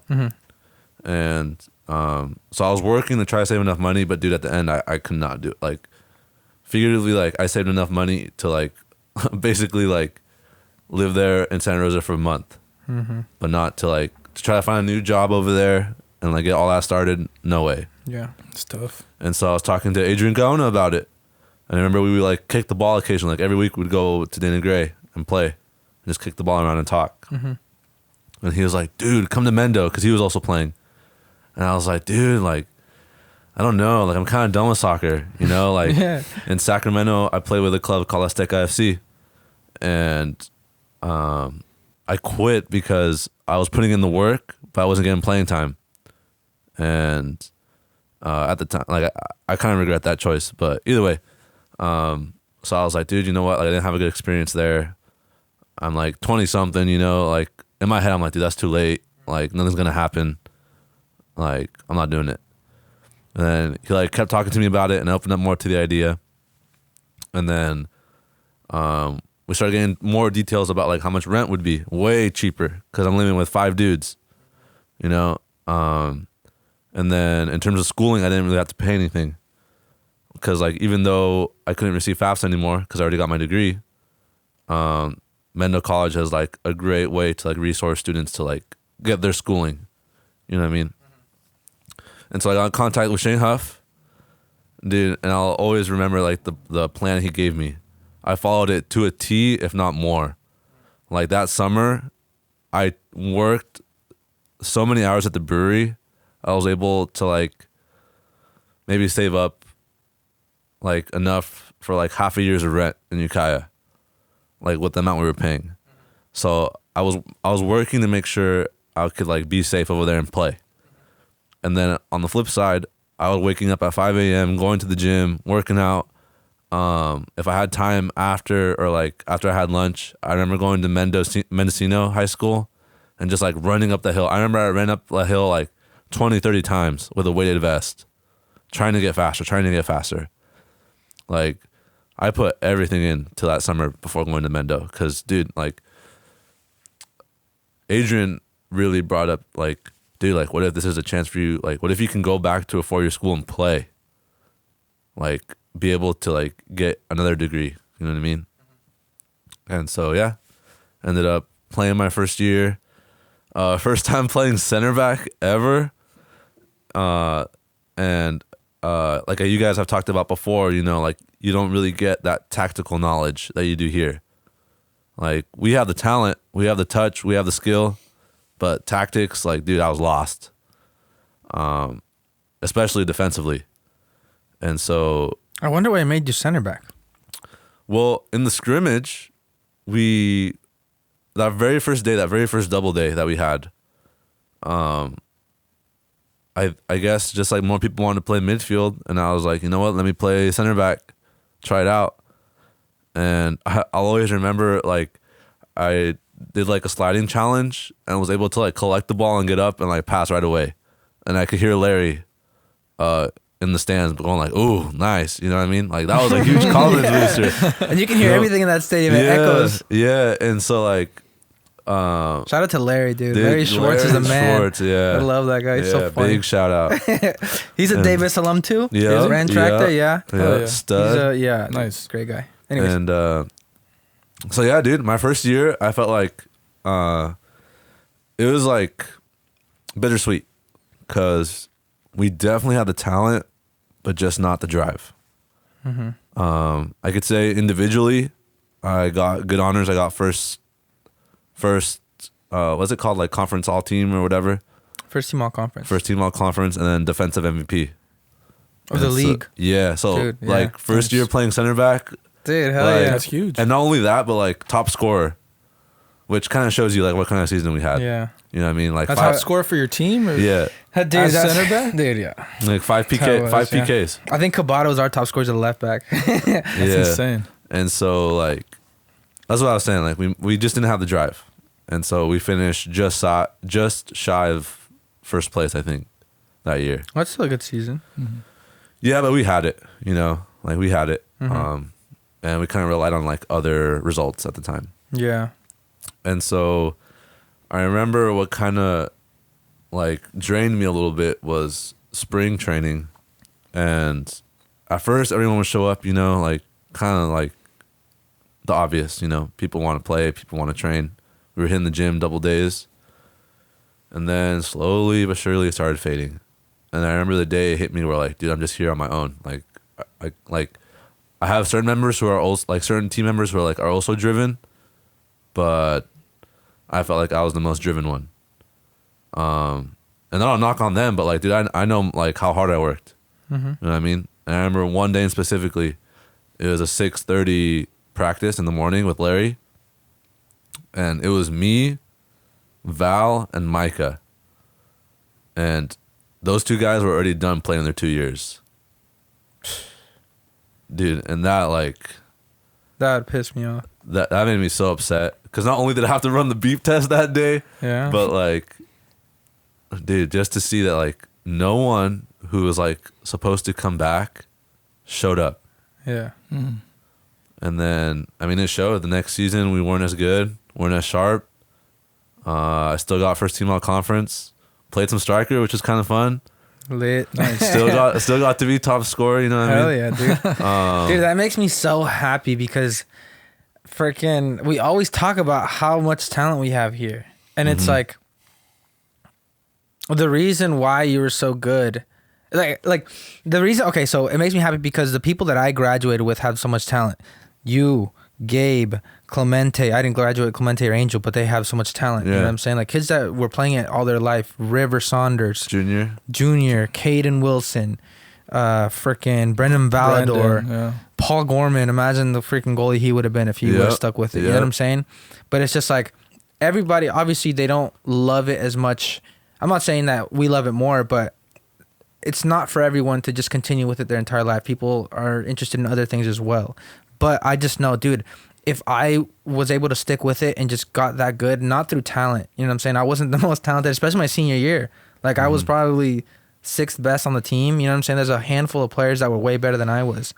But I feel like the reason I was able to just be more successful in college is because I just worked hard. That was it. And that was a huge thing that I'm always going to take with me in life is just if you just bust your ass, like you're taking out half the competition right there. Yep. You know what I'm saying? Like, and I just know that like you are the same way. You're the same way. Like if you guys would have gone, you guys are already levels above me when I was coming in. It's like I already know how much better you guys are going to be. You know what I'm saying? Right. That's why it's so exciting to me. And it showed, bro. Like you got first team all conference both years. I put you on my Mount Rushmore for Mendocino College. Like I made a list. I feel Is that like a thing? No, Rushmore, is that a thing? No, it's not a thing. Okay. But if I were to just do, I know Mount Rushmore has 4 heads, but I did top 5. And I put Junior Segura, Dude, yeah. Victor Hernandez, you, Alex Cabada, and Marcos Aguilar, dude. Wow, that's a good group to be in. Players, bro. Yeah, Dude. Yeah, and freaking, it's just sick, man. It just makes me happy, and it's that like, made me so happy. dude, and it's just like knowing there and knowing the resources. Like, it's something that we'll get into later, but knowing Shane, you know what I'm saying? That's such a huge resource in a young soccer player's life, because it's like, we always talk about it, being from here, being from a small town, Mendocino County, where you're not exposed to that competition, and you go there and you learn the tactics, you learn your job as a player. You know what I'm saying? It's not just showing up and playing with your friends anymore. Like, there's a purpose to your position. Absolutely. You know what I'm saying? Like, and just learning his philosophy and learning, it's like, the players that cycle through his program, bro, like, they go on to do great things in life. Yep. You know what I'm saying? Like, it's not just soccer. Right. It's just everything. You know what I'm saying? Like, what I loved about him, and we're gonna have him on later this week, so I'm pretty excited to talk about it with him. But it's just like the way he is as a coach, bro.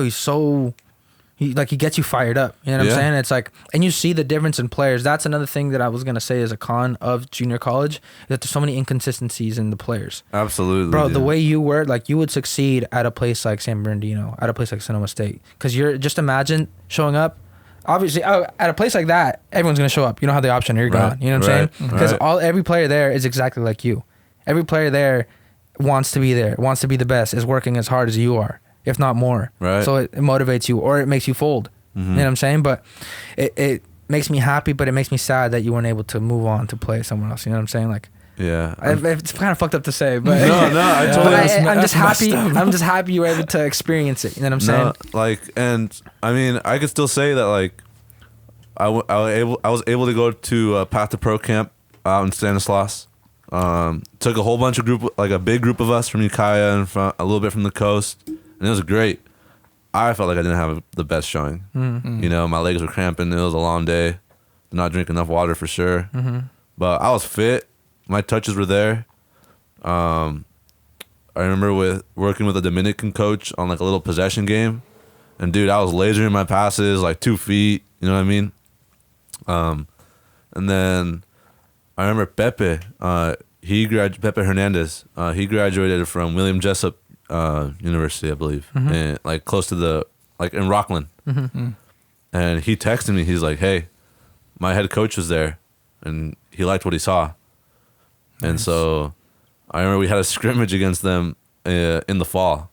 We got smacked 8-0 by William Jessup. Just to tell you, dude, the day before that practice, and I'm sure Shane will say we'll preach it too, but like the day before or the practice before that was the first time all the people on the roster showed up to practice. Jeez. Like we cannot win games like that, and absolutely, and it was always inconsistent like that. But I remember the day, like after the game, I felt so defeated, but he called me over, the head coach from William Jessup. I forgot his name, but he called me over, and he was like, "Is it Greg Lagarza? Is that the head coach right now?" Maybe, I don't know. Okay. I'm not too sure. But he called me over and we talked and we chatted, and he's like, "So, I heard you graduated from Davis," and I was like, "I did." And then he's like, "Did you play?" And I was like, "No, this is my. I started playing at Mendo only," and he's like, "Well, I hate to break it to you, but your athletic clock started when your academic clock did. Mm-hmm. So even though like you still have a year eligibility, right? But you've been going to school for more than 4 years. I guess after 10 semesters, you're not allowed to play college ball anymore." Mm-hmm. And did you not know that? I didn't know that. Yeah. Because we were like the whole time I was there, we were like wondering like, okay, like what, like who goes to a 4-year and then goes to a 2-year to a JC? You know, like what rule is that? It's the 4-2-4 rule. Oh really? So I didn't know. It's the NCAA rule. So I don't know how it works with private universities, but it's 10 full-time semesters. So if you were to go to college, and you wouldn't have been able to graduate without 10 full-time semesters. But if you were to go and like let's say you do 8 and then a few part-time, you're still good. You know what I'm saying? But if you're on full-time, you went out of FAFSA and your clock is done. Right. So it's 5 years total. And I think the head coach from William Jessup thought I was a freshman at Mendo, because he told me, he was like, "Well, you know, if you want to come here for a year and try it out, like we'd be more than happy to like get a counselor to talk to you to try to work that out." Mm-hmm. I didn't want to tell him I was a second year. I couldn't. Like that, like I knew that, like that's when I knew that second year at Mendo was my last one. And dude, that mentally, that was like draining. Not only because we lost 8-0, but like all that hard work, you know, that like I put in my first year to now go into my second year knowing that like this is it. That was tough. It's a tough feeling. So right there, when you're like at your low point, what do you think for the future? Like, what's next for me? Well, for me, you know, being captain at Mendo, short term, I still had to try my best, put my best foot forward. Like I committed to this. Like these are my teammates, these are my brothers I'm playing for. Like, and not only that, I was starting to coach. So like, I also had to like put out that responsibility that like I'm gonna give 100% each game, because I know they're like the little Eagles watching. So you're coaching at Eagles, right? So I'm coaching at so Shane Huff and Joe Munoz and Naomi Rhodes started a club in Ukiah called it's Mendocino County Soccer Academy. And basically their whole point is to try to give opportunities to kids in Mendo, because they know the talent is here. But again, like we talked about, the resources might not be here. So I started coaching with that program. And so I started getting to know some of the kids during my second year there. And they would come and watch. Dude, like seeing them in the crowd made me so like not only happy, but like pumped, you know? And so like whenever they would come, I make sure like before the game, like wave to them, you know, obviously say hi. And then after the game, like even if I was like in a bad mood, like dude, there'd be times where we end the game and I'd be on the verge of tears, because like it was so frustrating, you know, knowing that like just the fact that like I knew I wasn't going to move on, and these kids have the opportunity to play 4 years at university, which is, a lot of them, like more than half the team could, and they don't care that like win or lose, or if they want to move on. And that drove me insane sometimes. You know, like I'm here busting my butt, like basically now at this point for the kids. And yeah, I just try to make it a point. You know, I think shout out to Patricia Price, because she like I think would really help in some of those down moments. I think she saw me shed a tear or two and would like come out and help me out. That's what's up. So from there, you start coaching with Shane more, like you take it on full time?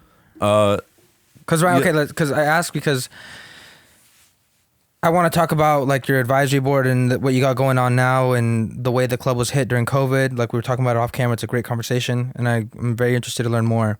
But I want you to talk about that advisory board, your role in the club, and the reason behind why you started it. Right. So the way I started with MCSA was through Jeremiah, or was through Shane, and then I was able to coach, assistant coach with Jeremiah, and then eventually I was able to coach my own little U10 boys team, and then the plan was to move out of Ukiah, but then I stayed, became a director, and now I'm a director, and now I coach with Shane Huff, Felipe Chavez, Joe Munoz, Pepe Hernandez, and Naomi Rhodes. Like we do the high school, we do grassroots, and we do select team training. And so everything was going great. You know, we were even having trouble like trying to find playing time for like our teams, like because we share Palmelita Middle School in Ukiah. And so we were trying to find out like, okay, when can we train? Like what space do we have? Like sometimes I was limited to a 40 by 30 grid, you know, which is more than enough for 10-year-olds. You know what I mean? But then COVID hit, and you know, like at the time, I think most of us could say that like we didn't know how long this was going to last, like what kind of effect it was going to have. Like I didn't expect it to last this long. At the time, I thought maybe it'd be like a month max, and we'd be back out there. That's what we always say. We're like 2-3 months, we'll be right back to normal. Yeah. Yeah. But no. And so we had to go through this process of like virtual, which, although I'm glad I was able to be there with the kids, as a coach, it was hard, you know, because like there are some kids who had like the ability to train like on like yards, and like they had these big spaces to train in with good internet, you know, good technology. And there were others who didn't have that luxury. You know, they had to train in the corner of the room. And so constantly, we had 2 virtual programs. One that was kind of, I wouldn't say like informal, but compared to our second one that had like levels and like plans laid out, plus a fitness component with Gabe Ott, you know, it was definitely like, the second one was way more, I would say like formal than the first one, because that was our first time, you know, trying to do something like that. And then we were able to get back on the field. We were able to do contact, you know, in our little, they used to call it social bubbles. But then that got cut. And then we had to go back to the virtual program, the second one. And then luckily now we've been able to get back on the field for since November. That's good. Yeah. What do the training sessions look like now since November? So it's been a process. So at first, the way I would set it up would be individual grids, because we wanted to really make sure that the kids are safe, socially distanced. And so we would set up like almost like 40 different squares, 6x8s. So and I feel for those kids, man, because I know they want to compete. I know they want to score. Mm-hmm. You know, at first we weren't allowed to shoot. I wasn't even sure if we were allowed to pass. That's you ridiculous. know? Yeah, it's crazy. And so it would be all technical work, technical. And like, I'm sure all of us, like as kids, you know, we didn't want to do just that. Like if it was part of a practice session with shooting and like scrimmages, fine. But a whole hour where it was just technical work, dude, I feel for them. That's you know? every session. Every session. I hate that. That's all we could do. It's tough. But luckily, again, little by little, we've been adding little elements. And now I feel like we have a pretty good program going where we have, last time I looked at my chart, close to like 60 kids for the select team and like close to, I want to say like 40 plus for sure for a little grassroots. It's good. Sweet. Where they're able to like do more than just the technical. They're able to shoot. They're able to, like the goalies now, we're able to have goalie training. Mm. You know, and now we can get into a little bit more concepts, just not full on contact, not full on scrimmages. Yeah. Did you lose any kids through this whole thing? Did some kids like who were just trying out the sport for the first time, and all of a sudden they just don't come back? Absolutely. You know, just speaking on my team, my little U10 boys team, like half of them are there. And again, like as a coach, I want them to be there all the time, you know, getting their touches in. So like in case, you know, like what happens if like in 2 weeks they're like, okay, let's play games. Like I don't know if I can field the team. But at the same time, as like someone who like also takes a lot of precaution about the pandemic, like I understand why parents do not want their kids playing. Yeah. Yeah. And so like I can't find fault for them for not coming to practice. Mm-hmm. You know what I mean? Damn, it's Tricky tough. situation. It is a very tricky situation. Mm-hmm. It makes me sad because I know how important like team sports and exercise and getting out of the house and Yeah. you know what I'm saying, Yeah. like that is for kids, man. And it's just very unfortunate that we're still in this situation. And I think for them, like it's so hard to like see that like why are malls open, you know, indoors? Like no ventilation systems whatsoever. People are able to go into these malls like packed like sardines. But we can't be outside like playing a game like in the open air.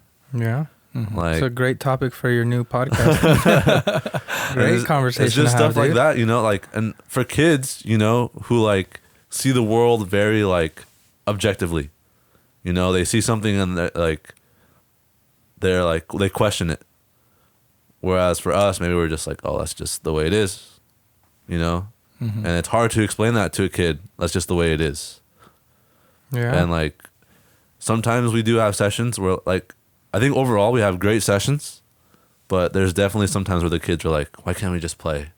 Dude, Dude, I would that's hate having to awful, tell them dude. we just can't. And How that's do you usually say and it? that's usually the answer I have to give them. You know, it's like we just What is this critical thinking class? Shut up and play. and like sometimes and we have to remind. But like, I think if anything, our kids will be better for sticking with the training than if we were just like, you guys stay at home, train on your own. Yeah, you're not going to get the same level of productivity or the same level of like growth and practice and all that if you're doing it at home versus at least you show up and you get something out of it, right? At least there's some sort of structure. Yeah. Because Coach Joe Munoz brought up a good point that like, and I think he like at this point like embedded that in like quote into my brain that like, tough times don't last, but tough people do. And that's what we're trying to like get our kids to understand is like, trust us coaches. Like if we were given the orders that like we can do contact, like you guys would be doing it. Like we want nothing more than for you guys to play. But we don't want to be a club that like goes around and breaks rules. Yeah. But we also understand there's an importance in the technical ability.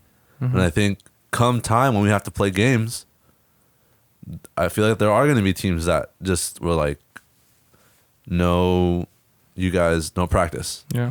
So it's going to be this like weird thing for, I think might last like a couple of years where like some teams like ours not only have to rebuild our numbers, but rebuild like the ability they once had. Dang. Well, That's I tough. think you guys are approaching it correctly because it's like seeing the positive in a negative situation. You know what I'm saying? And that it's like the online training program, like I'm assure you a lot of other clubs aren't doing that. You know what I'm saying? So that's good. What we want to talk about is what's next for you. So right now at the moment, talk about the advisory board. Advisory boards, yeah. And so part of the like the downtime that we've had, we thought a lot about like, okay, so what about our club culture? Like what can we do to help improve membership and help people like, because we're calling Mendocino Soccer Academy, but do people from other parts of Mendocino County outside of Ukiah feel like they're an Eagle? You know, like do our kids in Ukiah even feel like they're Eagles? And so part of forming these advisory groups is to get community members' opinions about what can we do to help improve our club culture and make sure our reach is extended outside of Ukiah. And so recently we had a meeting about it. It was me, Izzy, Uriel Ayala, and Emily Griffin, who is a current coach who coaches with us at MCSA. And Ian and Shane. Ian and Shane as well, who are directors for the club. They're always there on the meetings. Yeah. And I think it went great. You know, we talked about these different challenges that we have on the coast, specifically like field access and like a specific time to play, which is a great point that Izzy brought up. And then trying to connect, you know, the communities of Fort Bragg and Mendocino. I think that'd be a huge one if you're able to do that. Because I know growing up, my parents would be like, we're not driving you to Mendo for practice. Same. That's too far. Yeah. And like now it's like, dude, that's like in Ukiah, I probably drive that alone to like get to training. Yeah. You know what I mean? Like, Yeah. that's all in one city. I think it's a huge thing to bring communities together because what that reminds me of is the Sonoma 7v7 tournament. Like that was the one time when we got people together from all different communities and we were able to assemble a team and ended up winning. You know, even though we didn't know each other till like a lot of us didn't know each other till that day, right? From all these different cities or all these different towns, we were able to come together and we were balled out and we won and we showed something for our Mendo County. Like, listen. And Lake County. And Lake County, yeah. But like 100% agree. The same thing. So if we could all be on the same page, Lake County, Mendo County, whatever, everyone on the same page and, you know, come together, we're only going to become better players and, you know, better communities. And I think a big point about that is like we also want to educate, like bring more soccer knowledge, bring more resources to these other areas of the county, like including Lake County. You know, like I think one thing that we lack here on the coast in numbers is people who study the game. Like, we have a lot of parent coaches, which, like, bless their heart, like, they keep the engine running. But, like, they need, like, metaphorically, that good fuel in order to make sure that the car runs smoothly. You know what I mean? Yeah. And so Yeah. we're hoping to be part of that process. Nice. Shane asked about you. He's like, where's Gabe Oh, at? yeah. I was like, dude. I think I've only talked to Shane like a handful of times, maybe 2 or 3 times. When? I remember one time when he tried to get me to go to Mendo. Did I give you? I was like, here, here's I think Gabe's he number. called me. He called me. I was sweating bullets, dude. I was in the car, heart freaking racing. Hey, Shane. No, I remember we met him when he played at Folsom. Oh, that's yeah. right. Yeah, he dude. came Went to up go to see us and like shook our hand and like just like That's introduced right. himself to us. Yeah. Really? Cool guy. Yep. He's a great guy. Yep. What was I gonna say? Yeah, but that advisory group is a great idea. I just feel like or even like with whatever we do. Obviously, I don't want to just pull everything back to the podcast, but like just being able to brainstorm and talk about ideas. Like we talked about it last episode about like executive teams and diversity, and just like if you just have 5 people that are like Shane and think like Shane, like most likely you're not gonna come up with new ideas. Right. But if you do go around and you ask even people that aren't like myself, I'm not at Shane's level in knowledge of the game, but I have that player's perspective, and so does Udi, and at a higher level, and he's also coaching in a different city, so he sees what they do and what versus what Fort Bragg does. So I feel like it's a great way to kind of spark conversation and ultimately lead that academy, which is like the hub of soccer in Mendocino County, in like the right direction. Right. And it's like exciting, you know what I'm saying? Because obviously, there's like a theme of the conversation. You always want to leave something better than you left. Or how does it saying? You always want to leave something better than When you found it. yes. Mm-hmm. And it's like that's a goal of ours. You know what I'm saying? Like always just improve everything you can. You know what I'm saying? Mm-hmm. And it's like it's just exciting to Right. see. You know, because it's these kids are having opportunities that we never had. Exactly. You know what I'm saying? Like I just love to see it. That's what it's all about, and man. that's why I coach, you know, like, although I still have this dream of like going to trials in England or Spain, you know, like one day, you know, like just You can always play semi-pro. just before I'm 27. Yeah. I kind of want to try different countries, you know, like, Dude, yeah. Go That's teach in a sick. different country and you could do your podcast there. Just saying. That'd be sick. And just play, dude. yeah, Play. Especially a person of your talent, bro. You can go you probably go to like a local league somewhere and just get like paid for like gas and Yeah. food and stuff. And just still play the game. no, I mean that like, cause it's different. The culture is different, Mhm. you know, like here it's starting to get there a little bit, but it'll always be different compared to like Europe's culture. Yeah. But I think just coming back to what we're talking about, like the community, like the reason I want to coach is to give that opportunity to the kids, Yeah. because as much knowledge as I'm getting from all these different coaches that I've had in my life, Shell Saunders, Jeremiah, even like Danny Aragwin, dude, like a lot of the stuff that we do in high school, like a lot of those ideas I take and like either like alternate or like use in my sessions. And even like every week, you know, like I learned something new working with Shane and Joe. You know, those guys, like Joe went pro and Shane like semi-pro, but like not on top of that, they're like highly licensed coaches with a load of experience. Yes. And like I try to take in as much from them as I can, but also taking in like my knowledge, what I know, like my point of view. Also Nato Horiguchi, you know, he is also like someone's brain that I like to pick at. But just bring that all together to like try to spread that knowledge here, and hopefully get people more in the picture of like, although our Eagles program is not like MLS level academy, like we want to try to provide the resources so like maybe we can get you to that point. Or it can be in the future. Can be in You the know what I'm future. saying? Like yeah. every club and academy starts from nothing. Right. You know what I'm saying? These Like are the first steps. who's to say that in 5-10 years it's not going to be at that level? Right. It can be. But right now we're initial steps is just to get kids playing, because I think if anyone's hearing this from the community, I think we all know how bad the fields are here. Yes. Dude, that was another talking point that I wish you were in the meeting. You should have him on next. Yeah, I was gonna say, if I believe if anyone is like interested in possibly joining this advisory board, or like at any time like want to contact me about possibly like getting involved coaching, or like once we're able to get playing, you know, like if someone could like be a supervisor to like watch the kids play, help set up, help clean up, because obviously I'll be here for the first couple of times to kind of get the ball rolling. But then we kind of want it to be like community sustained, you know, like keep it going here. Absolutely. So if people are interested, or know anybody that's interested, go ahead and contact me. I'll leave my contact information with these guys.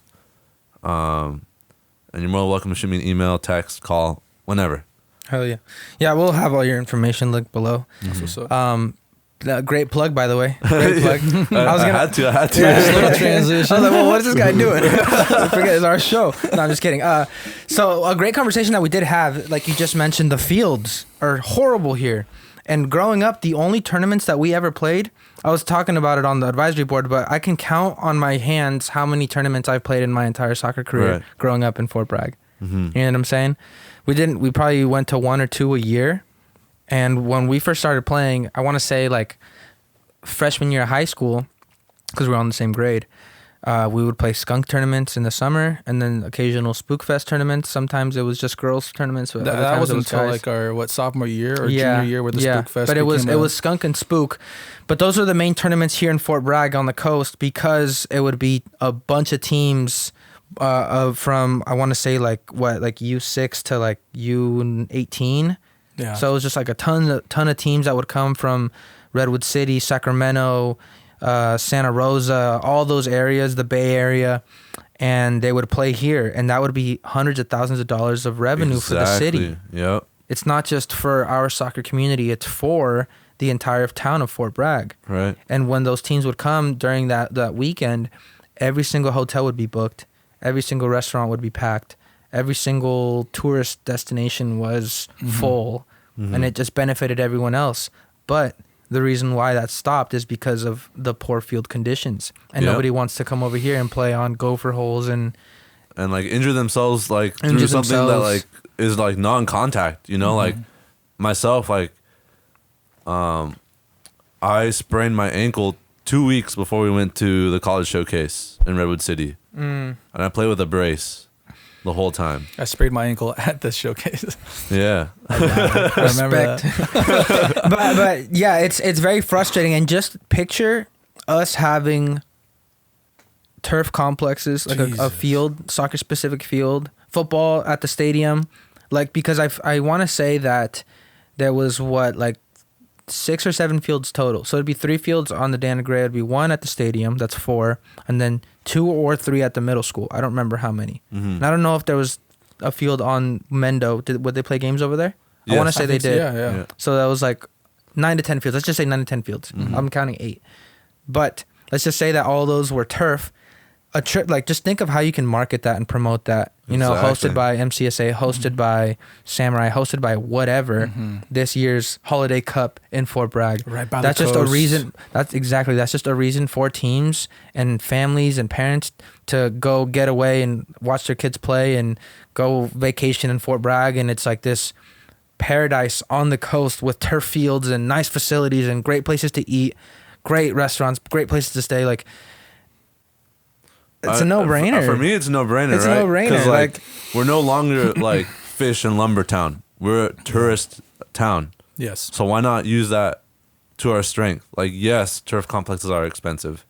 Even, like, a turf field. Like, dude, like, it would be so nice just to see 2 turf fields in this community. Dude, just or even like, one. Even I like, just want to see one. Even, like, a usable futsal court where, like, we don't get kicked out because we don't have no place to play. Like, I hope people realize that, like, the reason why we use tennis courts to play is because the fields are dangerous. Like, I don't know who exactly is in charge of, like, dealing with all the fields, but I offer a challenge to whoever is, like, try to run a full sprint on one at the middle school at Dana Gray.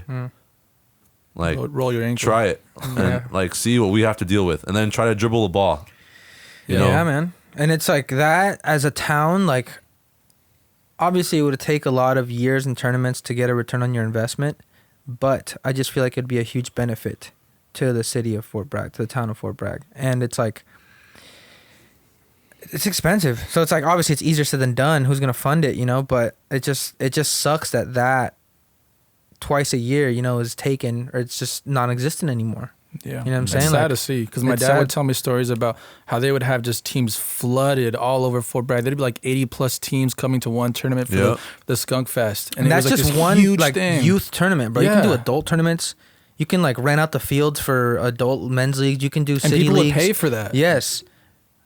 Like there's so many ideas, or like you can just do like one idea I was talking to with a friend about was like just host, like just market the shit out of Shane. Just be like, hey, like this coach played here, and Joe, like these two coaches, Joe played pro, played Cosmos, this and that. Like they're gonna host a coaching clinic this weekend in Fort Bragg, and just whoever's like in charge of that, like just pay their stay for the weekend or for the week that they're there and hosting the kids, and just register the kids from Mendocino, from Willits, from Ukiah, from Fort Bragg, from Lake County, like just have them come out and just like do that every quarter.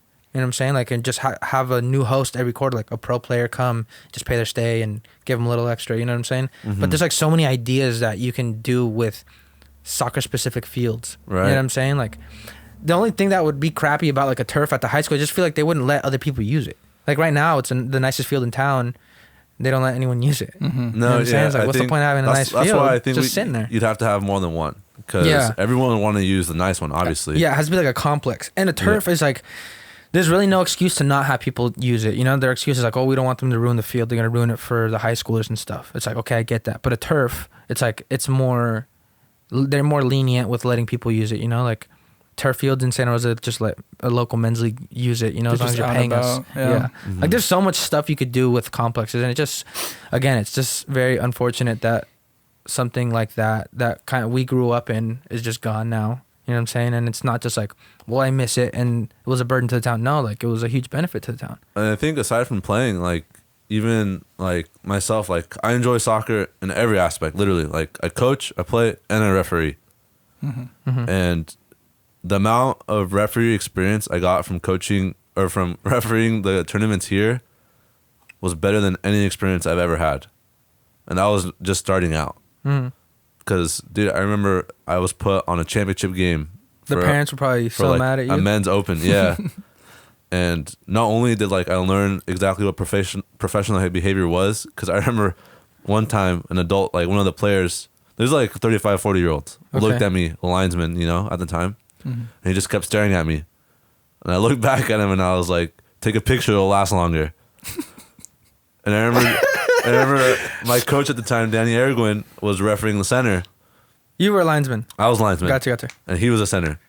And then the guy comes up to him and he's like, hey, I hope you know, like, your linesman, like, said this to me.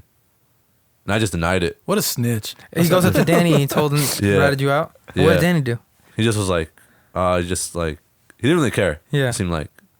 But dude, at that point, I was like, dude, I can't, like. You can't be doing that. I can't be doing that. Yeah. I gotta be more professional. Did you see earlier today, the referee, shoot, I'm gonna butcher his name. I didn't. There was a referee that got in a player's face No. earlier today. Really? Yeah, I saw it in the morning. But he, like, it wasn't even that bad. But, like, the players are sitting there yelling at him, putting his finger in his face. And he just turns and, like, squares up with the guy and, like, goes head to head with him. And, like, there's this huge backlash and stuff. And it's like, dude, referees get so much shit. No, dude. you gotta understand that, like, I think the MLS, like, on YouTube, the MLS put out a good, like, little series. I saw that, about yeah. refereeing and, like, how intense it gets. Yeah. And, like, dude, again, the culture is different. Imagine when you go to, like, England or, like, France, Spain, Italy, where, like, it's bigger. Dude, like, they're, like, recently in one of the Premier League games, one of the referees had to, like, he didn't want to referee the next game coming up because his family was getting death threats. Damn. You know? And it's sad to see that because, like, they're just doing their job. Like, they love the game, if not, like, sometimes more than, like, the average person, you know? Yeah. But, yeah, I mean, I definitely think that the soccer academy is going in the right direction. It's exciting, bro. It's exciting. It's very exciting. Yeah. And again, like we're just hoping to maybe get the ball rolling here soon on like our own internal league. Just developing a bigger player pool in hopes of like giving those kids the opportunities that we never got. Absolutely. Definitely. I mean, dude, Hector, we talked about everything. Yeah. Yeah, we sure And did. more, bro. This is fun, dude. This Yeah. is probably one of the more enjoyable ones that we've done. Is there any questions? Do you have any questions for us before we finish? No, man, it was a pleasure. Hopefully I didn't ramble on for too long. Dude, no, not at all. This has been good. Yeah. Okay, everybody at home listening or watching this on YouTube, we appreciate everybody. If you've made it this far, you might as well subscribe if you haven't already subscribed. Make sure you hit the like. Doing? Yeah, You got to be subscribing now. hit the like. This far. If you're listening to this on Apple Podcasts or Spotify, make sure you leave us a review or rating. And we appreciate everybody who continues to support us. We have some announcements coming up in the next coming weeks. And we'll catch you guys next week.